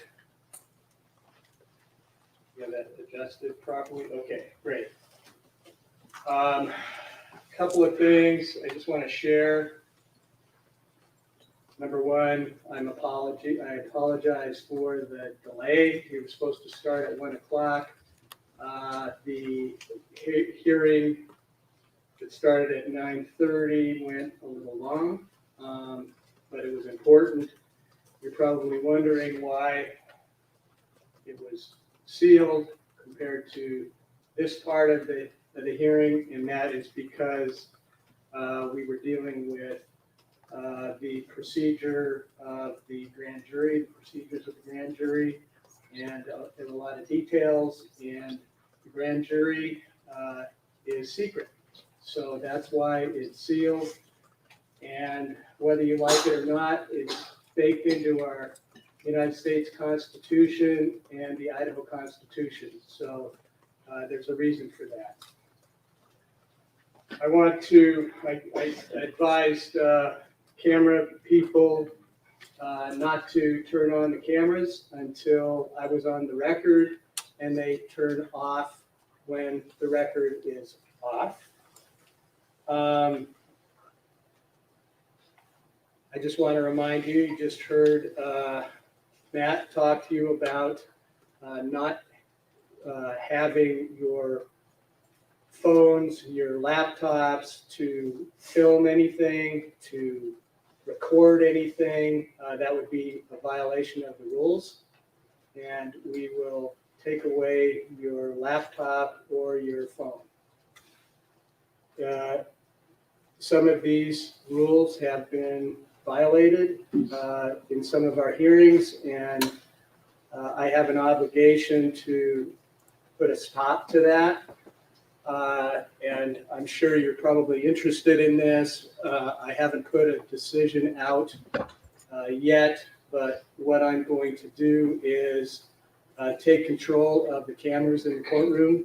I'm not going to ban cameras in the courtroom, but I need to have more control over what the cameras are doing and what media or people who are not media are doing with the filming. I know I can only control so much, and that's why I continue to urge people to be patient and have some dignity and some restraint.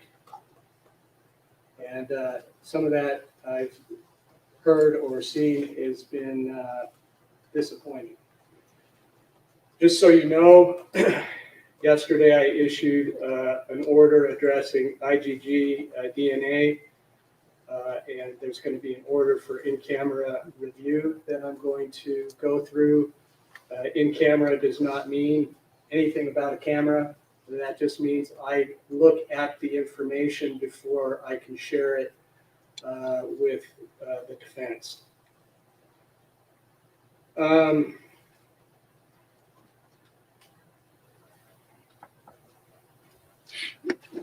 You see, what else did I want to kind of share with everybody? I think that's about it.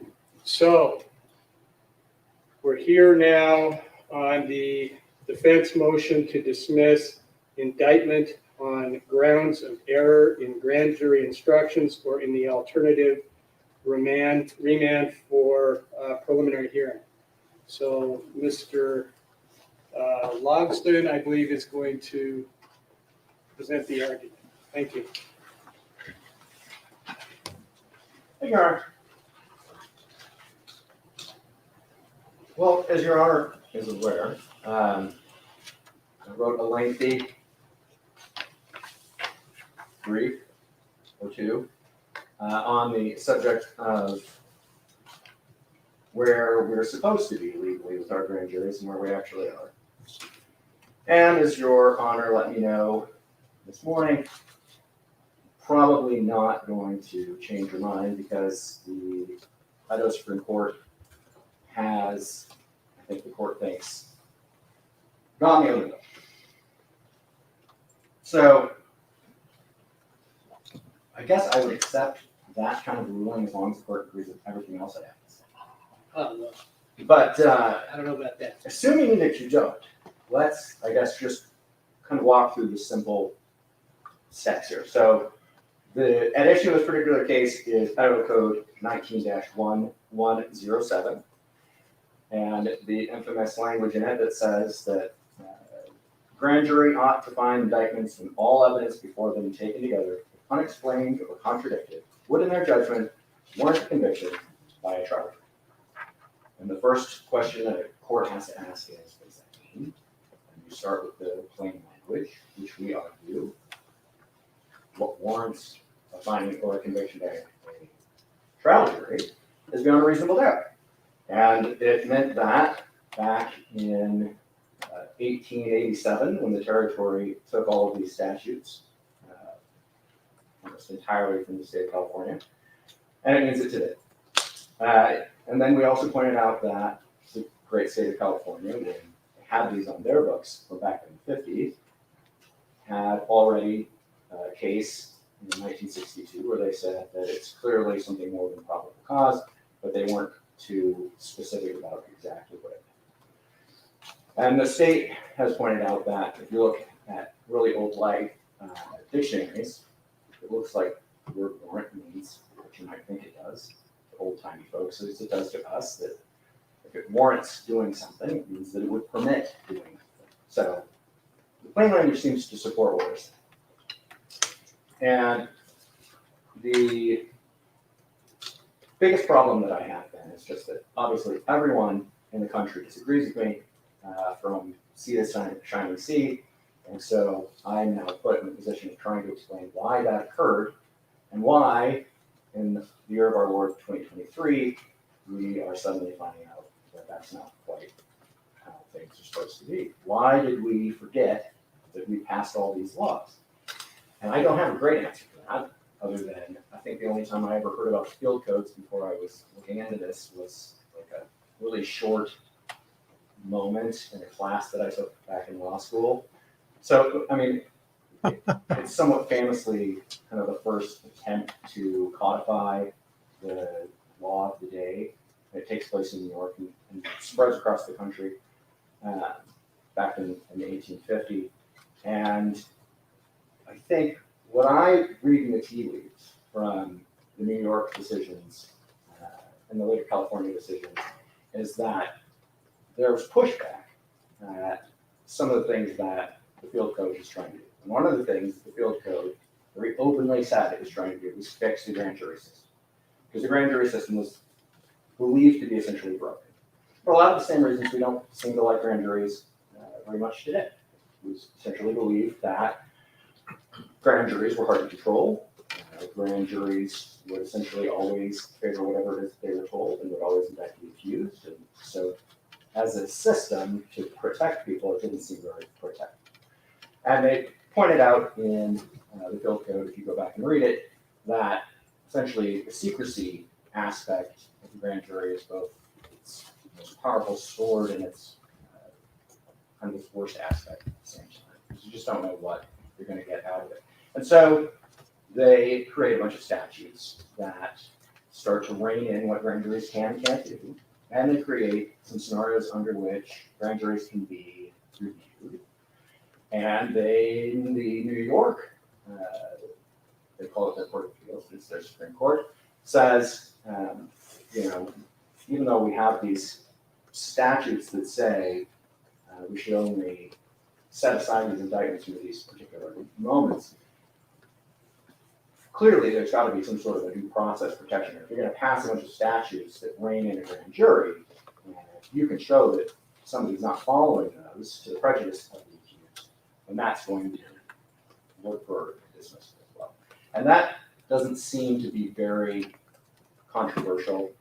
We see similar language in that Gaspar case that we talked about in the state of Idaho, which I think dates to like 1913 or something along those lines. But at the same time, while the state of New York is trying to figure out ways to not have to abide by the language of what would warrant a conviction, by essentially saying, if you can tell the grand jury that is their burden, but you can also tell them the probable cause thing, as long as they hear both of it, it doesn't really matter. And then the state of Idaho says, well, that's not even what that means, without any additional explanation for what they're talking about. And California apparently just kind of forgets about it until sometime after they've already passed a law in the 40s that says you can only dismiss a grand jury indictment if you can show that there wasn't probable cause. All right, hold on.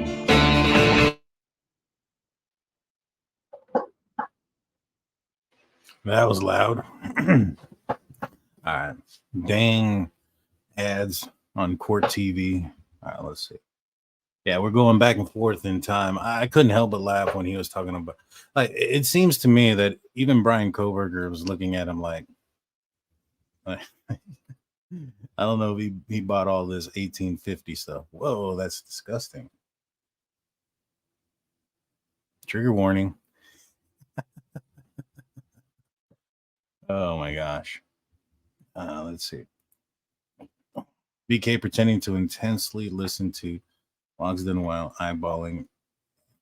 Yeah, Ann Taylor.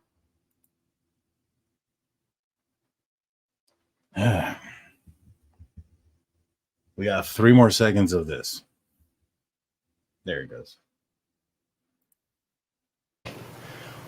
Our situation is such that we have this thing on the books, and the only group that seems to really dislike it is our Supreme Court, who keep having these opinions where they're like, please, prosecutors, stop telling people it's beyond reasonable doubt. This happens in the early 1900s, and it continues until the 80s, and they finally say, look, we passed a rule. I hope it's clear now. Stop saying that your burden is beyond reasonable doubt. Well, as the court knows, the way that those rules get created is a bunch of people that get invited to parties, unlike me, in the legal community go and are selected to sit in a room and decide what those rules should say. And there's quite a bit of the time it seems like the Supreme Court will later have an opinion and go, this is weird, why is this one of our rules? Did this guy really say that people that get invited to parties, unlike me? Like, I don't know. And so to simply say that, well, because the Supreme Court wrote it, that's their opinion on the matter isn't quite accurate. But clearly, the Edmonton court was behind that as a concept. At the same time, nobody was arguing with them about it. Nobody argued about it, the issue, until just now. Well, that's not quite accurate. Obviously, Mr. Moscow raised this in a few district court cases up in Green County. But nobody's really been digging into this or raising it until this time. So when the court says, look, the Supreme Court's already got a rule on this, Supreme Court's already ruled on it, it's just not true. They have never ruled that probable cause is the basis because there was an argument about it. And they said, no, you're wrong, it's probable cause. That hasn't occurred. They ruled a lot of things, but that's not one of the ones. And the fact that they adopted a rule that says something that they believed doesn't necessarily set in stone what the law is, or for that matter, what the Constitution has to say about it.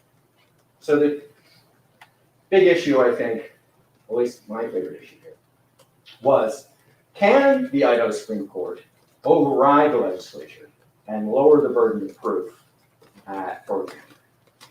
And that was a tricky one because we don't really have a case that just comes out and says that the burden,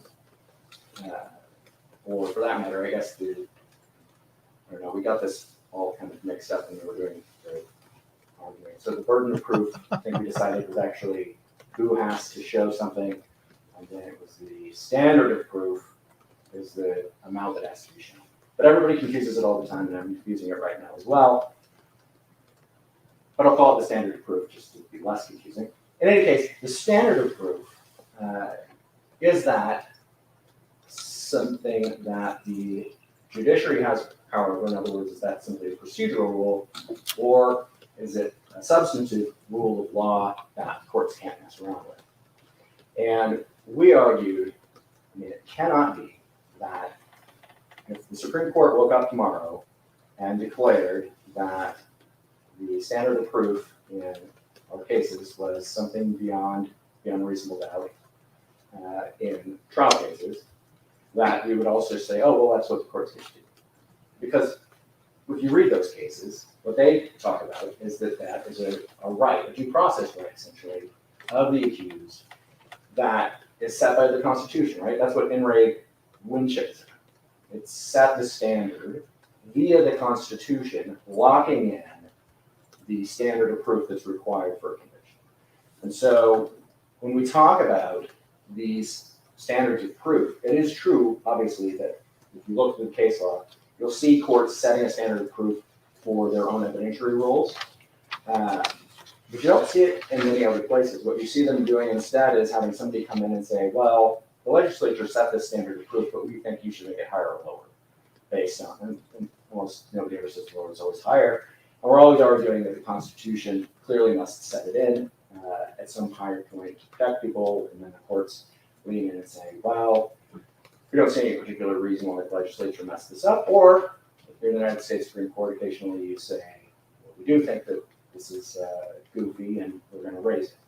Okay? I couldn't find a case where the Supreme Court or anybody else leaned in and said, we think that the legislature is being a little too protective of its people here, and we're going to move down to standard proof for the government in this particular case, or one party versus the other. Typically, in this country, we try to protect the accused, and we believe that those protections are given to us via the Constitution and via these concepts of due process that come to us with common law, which is where this gets so messy, because the common law would tell you that it's probable cause, and it's some guy named Field in New York who's telling you that it should be something else.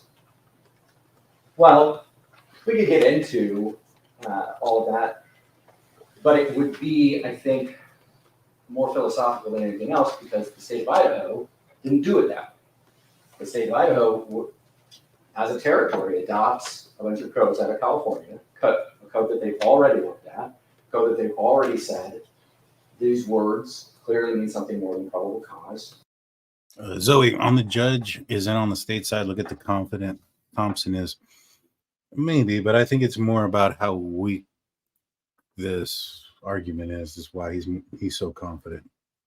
This is what you're adopting if you come and get it. The state of Idaho goes and gets it and adopts it. So that's what the state of Idaho is adopting.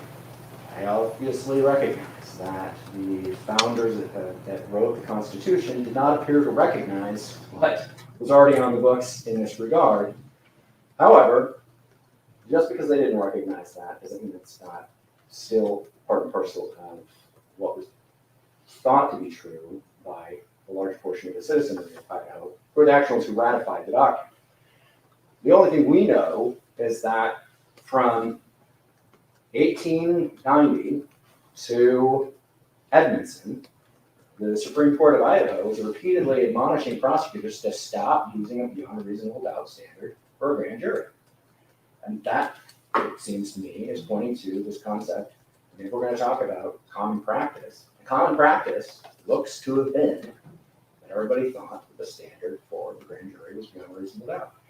And I don't think this is like worthy of the grave nightmares that I've been reading about. Obviously, in each one of those cases, the prosecutor was able to pull it off. And little wonder, I mean, it's still a grand jury proceeding. It's still just the prosecutor in a room with 16 citizens, 12 of which have to agree. They get control over basically everything that's being put on. I mean, the guardrails being put in, hey, let's use admissible evidence. Hey, let's not pull in hearsay witnesses. That kind of thing is not going to somehow make this impossible and make it so that it can't possibly work. What it's intended to do is just make it so that if you're in a position to get an indictment against somebody, you're Probably before the end of this speech. going to put on your A game. Obviously, we've been talking a bit about how we don't think that that's what occurred in this particular case. And we certainly don't think that if the court were to adopt this in this particular case, that this would even remotely cut the mustard, because we know from the grand jurors that at least 6 of them wanted to hear more until they were essentially cut off and told probable cause is the standard and what are you people doing? You probably should cut that, what the grand jurors did or didn't do. Fair enough, good. But I'm just pointing out that there's clearly prejudice in the record that the court can see from what they want to instruct. It's also, as we argued, clearly going to be fundamental error. You tell the grand jury that this is the standard and it's actually something else. You can't possibly think that the result that you're getting is the accurate one, and so you have to do it again. These are fundamental rights that people have, so clearly that would be the way. Right, but you just agreed that the court and the case law, going back to at least Edmondson, have the standard as probable cause. So, to just say, well, they were given the wrong instruction is not exactly the case. I mean, that is the standard that has been used in Idaho for years, maybe 100 years. It was different. It was different there for a period of time, but after Edmondson, I thought that it was pretty much settled. Now I understand the argument between substantive and procedural, and that's that can be a legitimate argument, but I'm not sure it's fair to just say, well, they were given the wrong instructions if everybody's using that instruction throughout the state.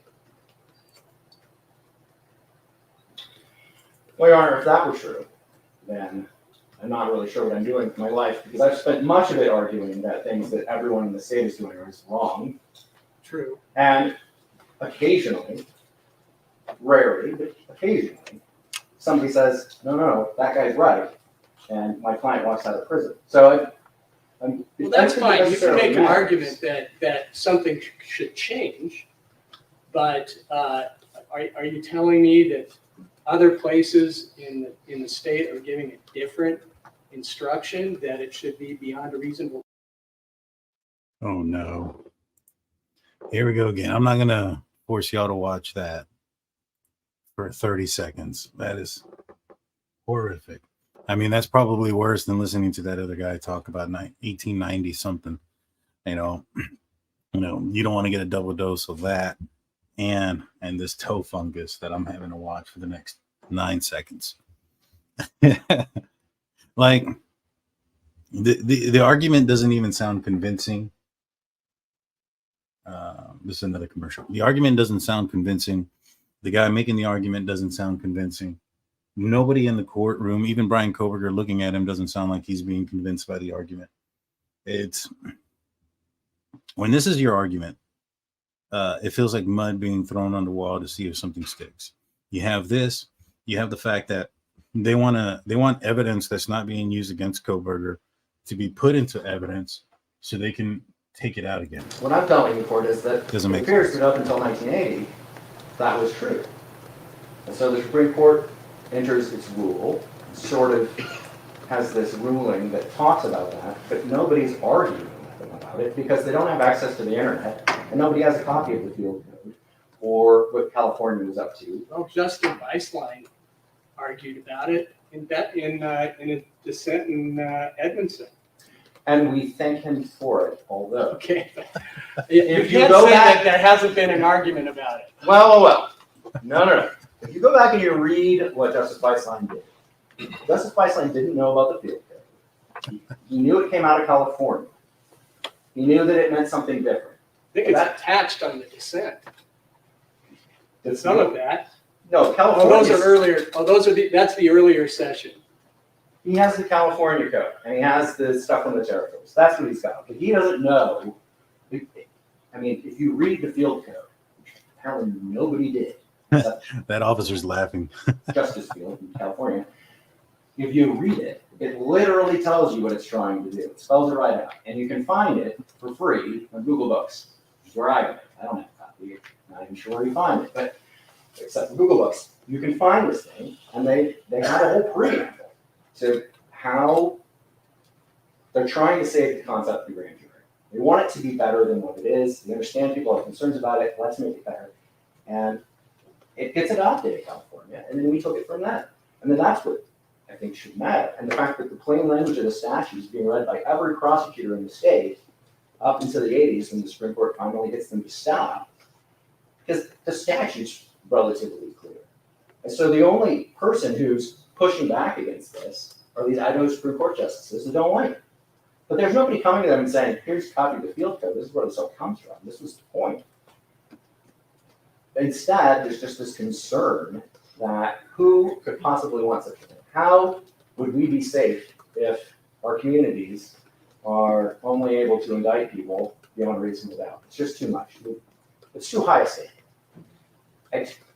That's hard to believe given how many of these cases are making it up because they were convicted. There's no reports anywhere that I was able to find that in the state of Idaho, all these prosecutors were mistakenly using beyond a reasonable doubt. There's just like no indictments going on. Nobody was going to prison. Nobody was getting the death penalty. It was a free-for-all, and we had, posses riding around and having to deliver justice because the standard was too high of the grand jury proceeding. But that's not what was occurring. What you had was a perfectly well-running system that you had Supreme Court justices that were not aware of where this stuff was coming. If somebody had come to them and said it, we have a ruling. But nobody did. In fact, we don't have really any state that's ever done the heavy work of this. You've got the New York Court of Appeals is about the only one that was aware because it happened there. And they've kind of let it drain away over time.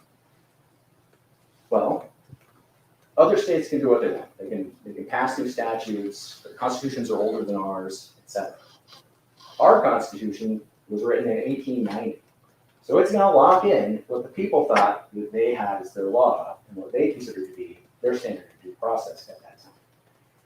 And the only history we have is you've got a Supreme Court saying, you don't have that right. You got a bunch of prosecutors, of all people, thinking that we do. And that's what you're looking at. The fact that the rest of the country is off doing other things, I don't think necessarily matters. What matters in terms of the courts has to read plain language of the statute. The court has to consider the fact that, at the very least, California knew what it was up to, and that even if the people who wrote our Constitution didn't know what was going on, that doesn't mean that the people who wrote the Idaho revised statutes in 1887 didn't know what they were signing on for. And whether or not they were sitting at the Constitutional Convention isn't something that I put enough effort into to figure that one out, but I don't think it necessarily answers the question anyway. I think the only other thing I wanted to touch on was how, by agreeing with me, the court is able to save the indictment by turning it into a presentment. As a presentment, there's a lot laxer evidentiary rules and everything else. Much of the complaints we would have about it essentially disappear, and the state has its presentment. And as far as I'm told, one of the reasons why we had a grand jury in this case is because in another case, I had argued that if you don't do a grand jury, you can't have the death penalty, which I still believe. But if you have a presentment, that's also listed. And so the state still gets what it wants. And we get a preliminary hearing, which it seems to me would be worth the candle for us. I think there was some instruction about present for the grand jury, was it not? They were given that option. Well, I think they were told about it. So I don't know if the court maybe can find it. I can't find a single presentment in the history of Idaho. So I don't know if they've really ever been used. I don't know. And I hadn't really even thought about what they are, what they meant until taking up this argument. But from what I could tell, going back to the field code and looking at everything else in the statutes that we have on hand, I mean, essentially it's like grand jury light. Typically for the presentment, the idea for who is getting the presentment seems to come from the grand jury members themselves. They just come in with some information about somebody, they make an accusation like it's a complaint, and then it goes off and it gets treated more like a complaint than it does anything. I don't know if the court found anything otherwise. That's the way that it appears supposed to work. Like I said, I don't know if anybody's ever done one, but I do think that what the state accomplished in the indictment in this proceeding would easily meet the requirements for presentment. And I don't think we would have any real ability to argue with them. I mean, the grand jury itself can just come in and say, these are some facts I heard from my neighbor, and I think that guy committed a crime, and that's enough to start the wheels of justice. And I'm relatively certain we've met that requirement. And so if the court does that, then the state still has a piece of paper that says the death penalty can be sought in the Fifth Amendment of the United States Constitution. And a preliminary hearing would be offered to give us the ability to take a closer look at this case than what was given at the actual grand jury. So, you know, everybody could win. I do have that as an option for the court.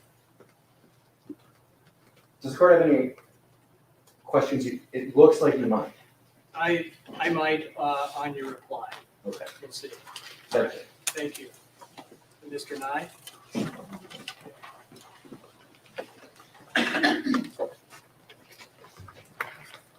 Thank you, Your Honor. As much as I enjoy the frolic through legislative history, as a trial attorney, we usually have a shortcut. And that is we check to see if the Idaho Supreme Court has ruled on the issue. And In this case, it has multiple times.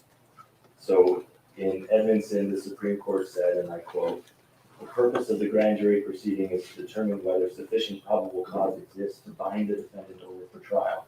The determination of guilt or innocence is saved for a later day. As long as the grand jury has received legally sufficient evidence, which in and of itself supports a finding of probable cause, it is not for an appellate court to set aside the indictment." This court is bound by that holding. The Idaho Supreme Court applied that holding in 2 subsequent cases, Martinez and Jones, both cited in my brief. The Court of Appeals has applied that holding repeatedly. This court is also bound by its holdings.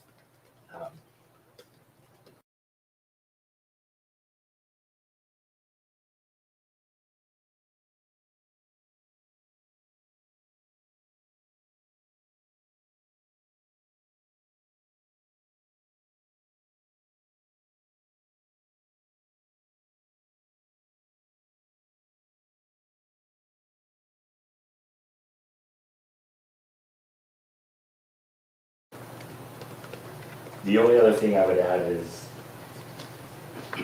to summarize Mr. Allison's arguments, Idaho law supports it. Sorry about that. I didn't know I was muted. So what I said was one attorney sounds quite not like the other, right? You have one attorney that kind of, sounds like he knows what he's talking about, straight to the point, bringing up court documents, hearings, and the other one just kind of rambling around. I'll let you guys decide which one was which. As long as you ignore the Idaho Supreme Court. California law supports it as long as you ignore the California Supreme Court. Idaho's constitutional history supports it as long as you ignore the founding fathers. I could go on, but there's nothing to see here. The Idaho Supreme Court has ruled on this, and this court is not. Unless the court has any questions. Thank you, Mr. Nye. Thank you. Okay, Mr. Logston, you want to add anything else?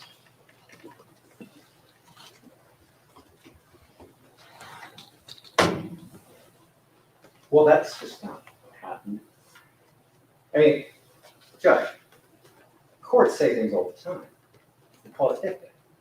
When a court is listing off, Sometimes we call it the law. sometimes, but what we're talking about when we talk about evidence. Did I pause this? I may have. I mean, nobody was arguing in that case that probable cause was the standard. They were arguing over whether or not it's fair that some people get a prelim and some people get a grand jury. That's what that argument was about. And the guy didn't come in and say, "Oh no, I got a grand jury and the standard is beyond a reasonable doubt. But I don't like that. I'd rather have a prelim with a probable cause standard." That doesn't occur in that case for various, I'm sure, fantastic reasons. And the same thing happens in these later cases. I mean, it gets responded to. And yeah, like I said, the Supreme Court adopted a rule, but it's never tested the constitutionality of its own rule. It's never heard arguments on any of these things. It's not stating a holding after an argument. What it's doing is it's just reviewing what it believes the law to be that nobody's picking a fight about. I'm picking a fight about it. And you may have the opportunity to do that to the Supreme Court. Well, I mean, that's what you're building. That's what you're building for. Because you know that I am constrained by existing law. I can't just change the law as a trial court if it's established. And I would say that in Edmondson, there wasn't an argument because it was settled law. I mean, I think that's really the problem. So, of course, a lot happened from 1880, 1890 to now, but the law doesn't always just sit still. I mean, it evolves, and that may be just what happened naturally. I don't agree that the language of the statute is completely clear too. I mean, I think you can interpret it different ways, and a lot of people have interpreted that language different ways. Whether it's beyond a reasonable doubt or probable cause. And you can argue with me about that. I mean, I'm kind of baiting you about that, so. Judge, Ion Plus is your home for Well, adventure. at least it's not toe fungus, right? That would have been disgusting. But don't get your hopes down too much. There's a good chance that it's still going to happen, right? Let me pull that off just in case there's some sort of copyright infringement. So this is laughable, to be honest with you guys. It is laughable. This argument, like, it doesn't even sound like it's coming from a competent attorney, to be honest with you. Like, it sounds like it's coming from an amateur. This is like his first case or something, and everybody's laughing at him. Even the law enforcement officer that was sitting there in the corner was laughing at him. I think that the witnesses, or not the witnesses, the people in the courtroom were laughing at him. I heard laughter going on throughout the entire time. Well, it is what it is. Let's continue. are very self-serving.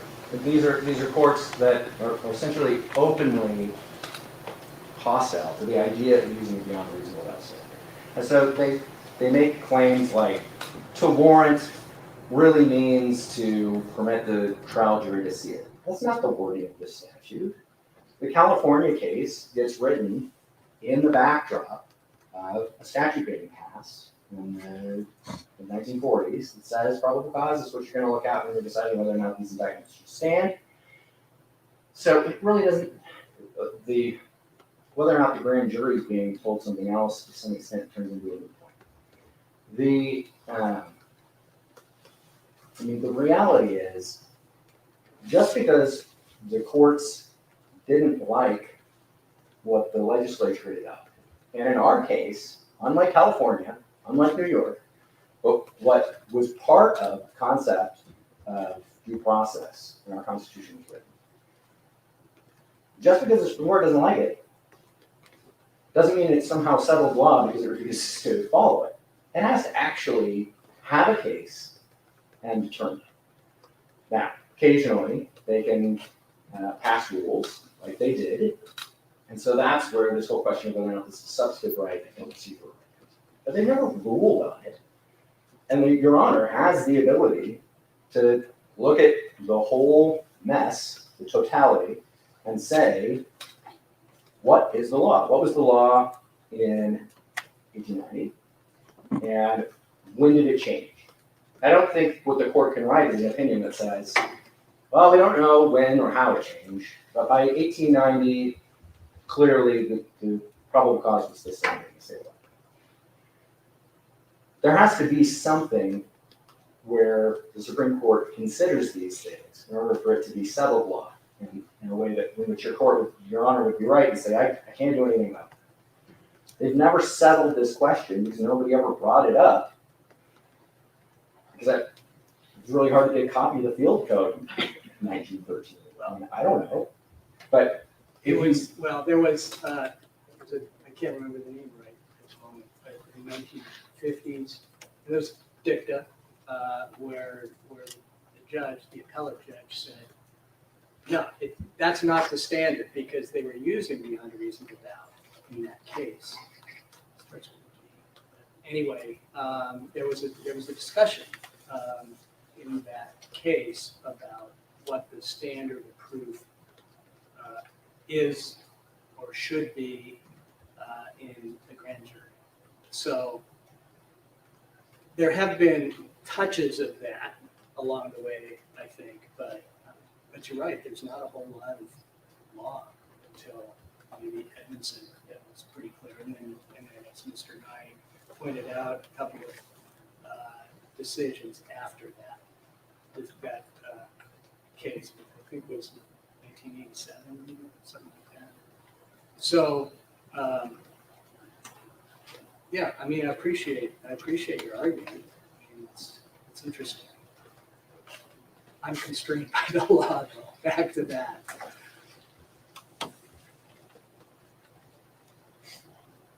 You're making a record. That's good. Judge, can't make a decision. withheld some things. It's true. But nobody was arguing about that standard of proof. The fact that they stated while they're walking through what a grand jury is versus what a preliminary hearing is, that doesn't settle what the standard is. Just because they said it doesn't make it the law. I think their jurisdiction is limited, and yet broader than the United States Supreme Court. Although if you read that most recent opinion where Judge Stegner doesn't agree with any of them about what their jurisdiction is like, it gets kind of complicated. But the point is, they can't just say in an opinion where nobody's arguing anything, oh, and by the way, the law of the land is this. Nobody briefed this issue in essence. Nobody briefed it in any of the cases that came after it. They didn't set in stone via that opinion what the standard is. They tried by adopting the rule. The rule is the question. The court has to try to figure out, is it a procedural right or a substantive right? If the court says it's a procedural right, and essentially what the court is saying is that the courts get to decide how much it takes for one of us to be thrown in the lockup, put to death, etc. Which I can't find any case that has ever said that. They've all said that the standards being set by the Constitution or the legislature, setting these standards over and over and over again. So for the Idaho Supreme Court to issue a rule setting the standard of proof, even though there is a statute that says otherwise, they can't do that. That didn't become something that, they did it, but the court is in a position to consider whether or not they could do it. The court can tell the Idaho Supreme Court this rule isn't constitutional. Courts can do that. We consider bail issues. We consider bail on appeal, things like that. Statute versus procedural rights. Those things occur. And the lower court can look at that like anybody else can. Who's in the right? Is it the legislature or is it the court? So I think the court can decide all these things. But if the court's going to say it can't, I hope you'll at least write a 32-page order in which you explain how right I am about everything except that. Thank you. I'll work on that. Thank you. I want to rewind that. He says he wants him to write a 32-page word, and then I think Ann Taylor looks at him. Bail issues. We consider bail on appeal, things like that. Statute versus procedural rights. Those things occur. And the lower court can look at that like anybody else can. Who's in the right? Is it the legislature or is it the court? So I think the court can decide all these things. But if the court's going to say it can't, I hope you'll at least write a 32-page order in which you explain how right I am about everything except that. Thank you. I'll work on that. Thank you. He says I'll work on that. I appreciate the argument. I think it's really creative. And I appreciate the journey back through history. I think it is an important factor in determining what the law is and why the law was established the way it was. But even you, okay, and I've heard this, but even in your brief, and this is your quote, okay, that the whole of modern jurisprudence on the issue is against it, as well as the least one founding father of this state. So I get it. I mean, what it comes down to me is that I am constrained by what I believe is settled law in Idaho. I may be wrong, but this is certainly an issue that you would have to bring up with a higher court. like the Idaho Supreme Court. And I look forward to, getting that from your perspective settled in Idaho. We'll see.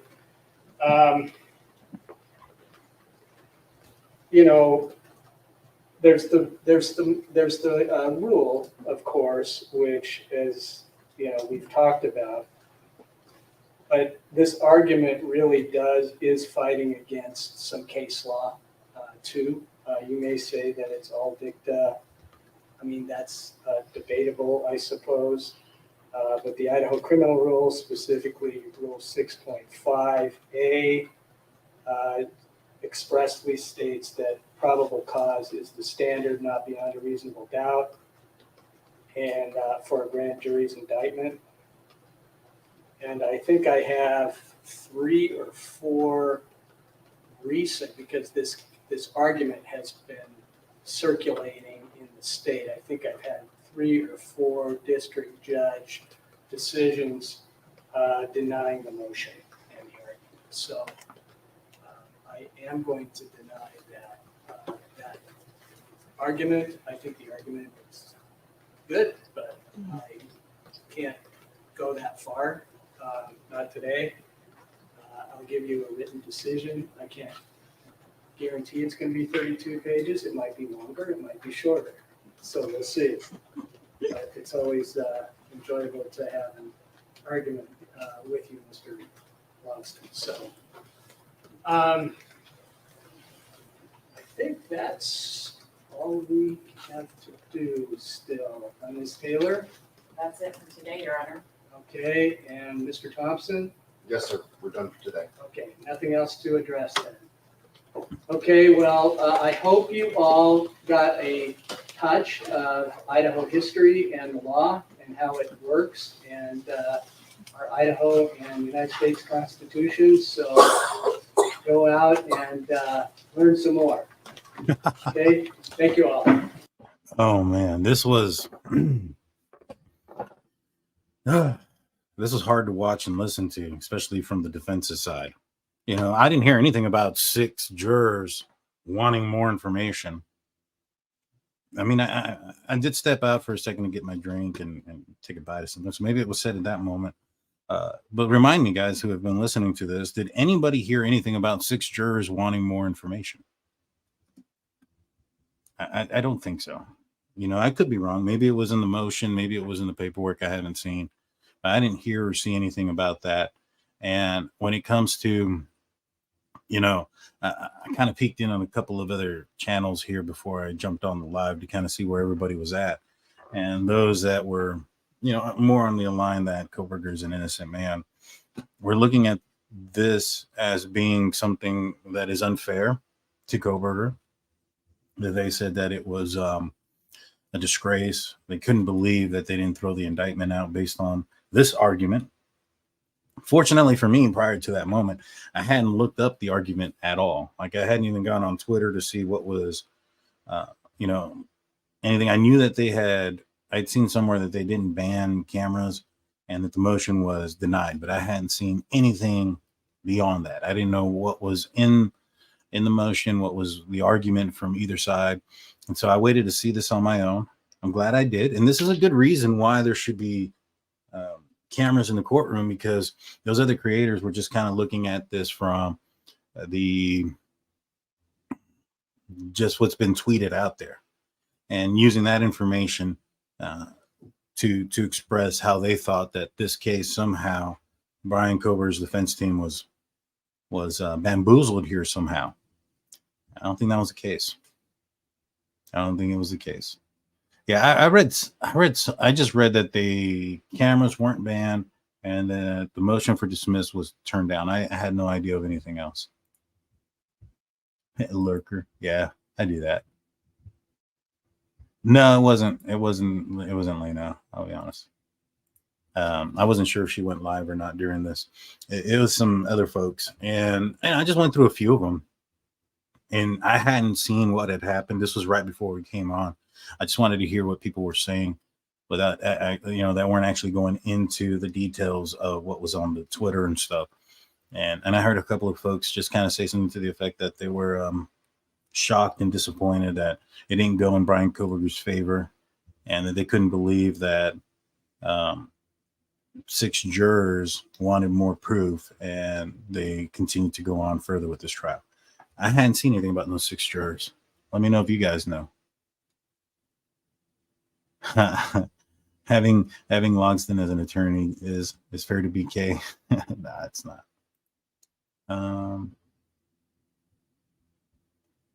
Let's see. Is the world worst argument? Who in the world would think this argument would work? You know, I wonder if it's the man on the screen right here. He, I think he has a little bit more control over what, his defense and what his defense is saying than what we probably think. Going into this argument, it didn't seem like they were very confident themselves, the attorneys, that is. It makes me wonder if it was because they were persuaded or something to that effect by Bryan Kohberger himself to, go down this avenue. But insane. Real quick before I sign on off, we do have, I guess, some information on Robert Card, escapee who's been out. Apparently, FBI, they found him at his home. A siege has started. I told you guys earlier today that he was heading home. I told you guys as soon as we started covering this, I think it was earlier today, maybe even yesterday. No, it was earlier today. We looked at the, in fact, I'll show you guys. So, We're adjourned.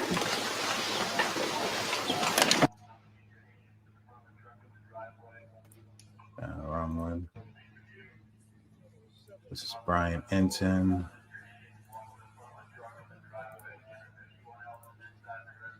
Oh, I know where it's at. I was like, I'm hearing something. It's over here.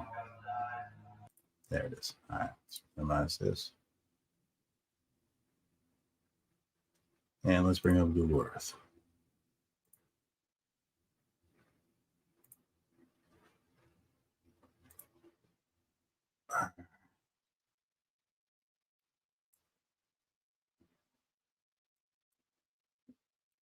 All right, so we knew that there was the attack here at Spare Time Recreation up north, and then there was an attack at Smingy's Bar and Grill south, on the south side of Lewiston, and then his vehicle was found here just south of Lisbon, and this is where his last known address was. So just kind of looking at this from up top, it definitely does appear that he was heading home. That was my thoughts and my theory behind it. I thought that maybe perhaps he parked here. Maybe it was to throw off the investigation into making people think that he took off into the river. I thought maybe perhaps he had seen something further down the road, barricade maybe perhaps, and decided to go up on foot. There are avenues in which you can take on foot that would take you back to his address. And it's roughly about 5 miles from here as the crow flies if he were to walk in a straight line. But if he ended up, going up, around, followed this river, and then headed back to his house, it'd probably take a good maybe 5 hours or so of walking. It's not going to take very long to do. So basically what I think is he parked his vehicle there. There's a trail. You can see that heads out underneath this bridge and then goes back all the way around. And it coincides with the railroad tracks that are there. And I think right here, you would follow these railroad tracks, kind of stay out of people's views until you get to right about here. And then you just kind of follow Little River up. Little River takes you this weird route. See, this is Little River here. Little River. And then you end up in this spot that I stated that kind of looks like a little bit of a maze. And you're literally just a few, let's see how far that is. about a mile away from home once you exit there. So interesting. That's where I thought he was heading. I thought he was going back home. It kind of pointed that direction. It seems like that might be the indication there. Let's see, latest. Refresh one last time.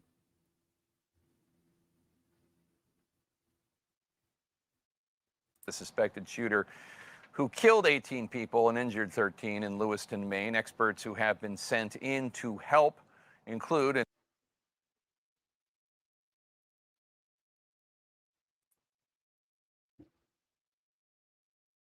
So they even have the helicopter over his last known residence. Good to know. Seems like this one's going to be coming close to an end, guys. I thought he was going to be heading home. Make sure you like and subscribe. Gone over 2.5 hours. It's a total of like almost 6 hours of me on live today. I appreciate everybody who stuck with me and spent the day with me. Please hit that like and subscribe. Tomorrow we're having Steve. He is a retired CSI crime scene investigator. 20 years on the job. I believe he's out of Georgia. He's the creator for True Crime Web. He'll be coming on. We're going to be talking about Richard Allen's crime scene. We're going to be talking about Bryan Kohberger's crime scene. You don't want to miss it. Make sure you ring that notification bell if you're already subscribed. That way you get notified. But we're notified about it. We'll be going live tomorrow night about 7:35 p.m. Central. We'll see you then. Peace out.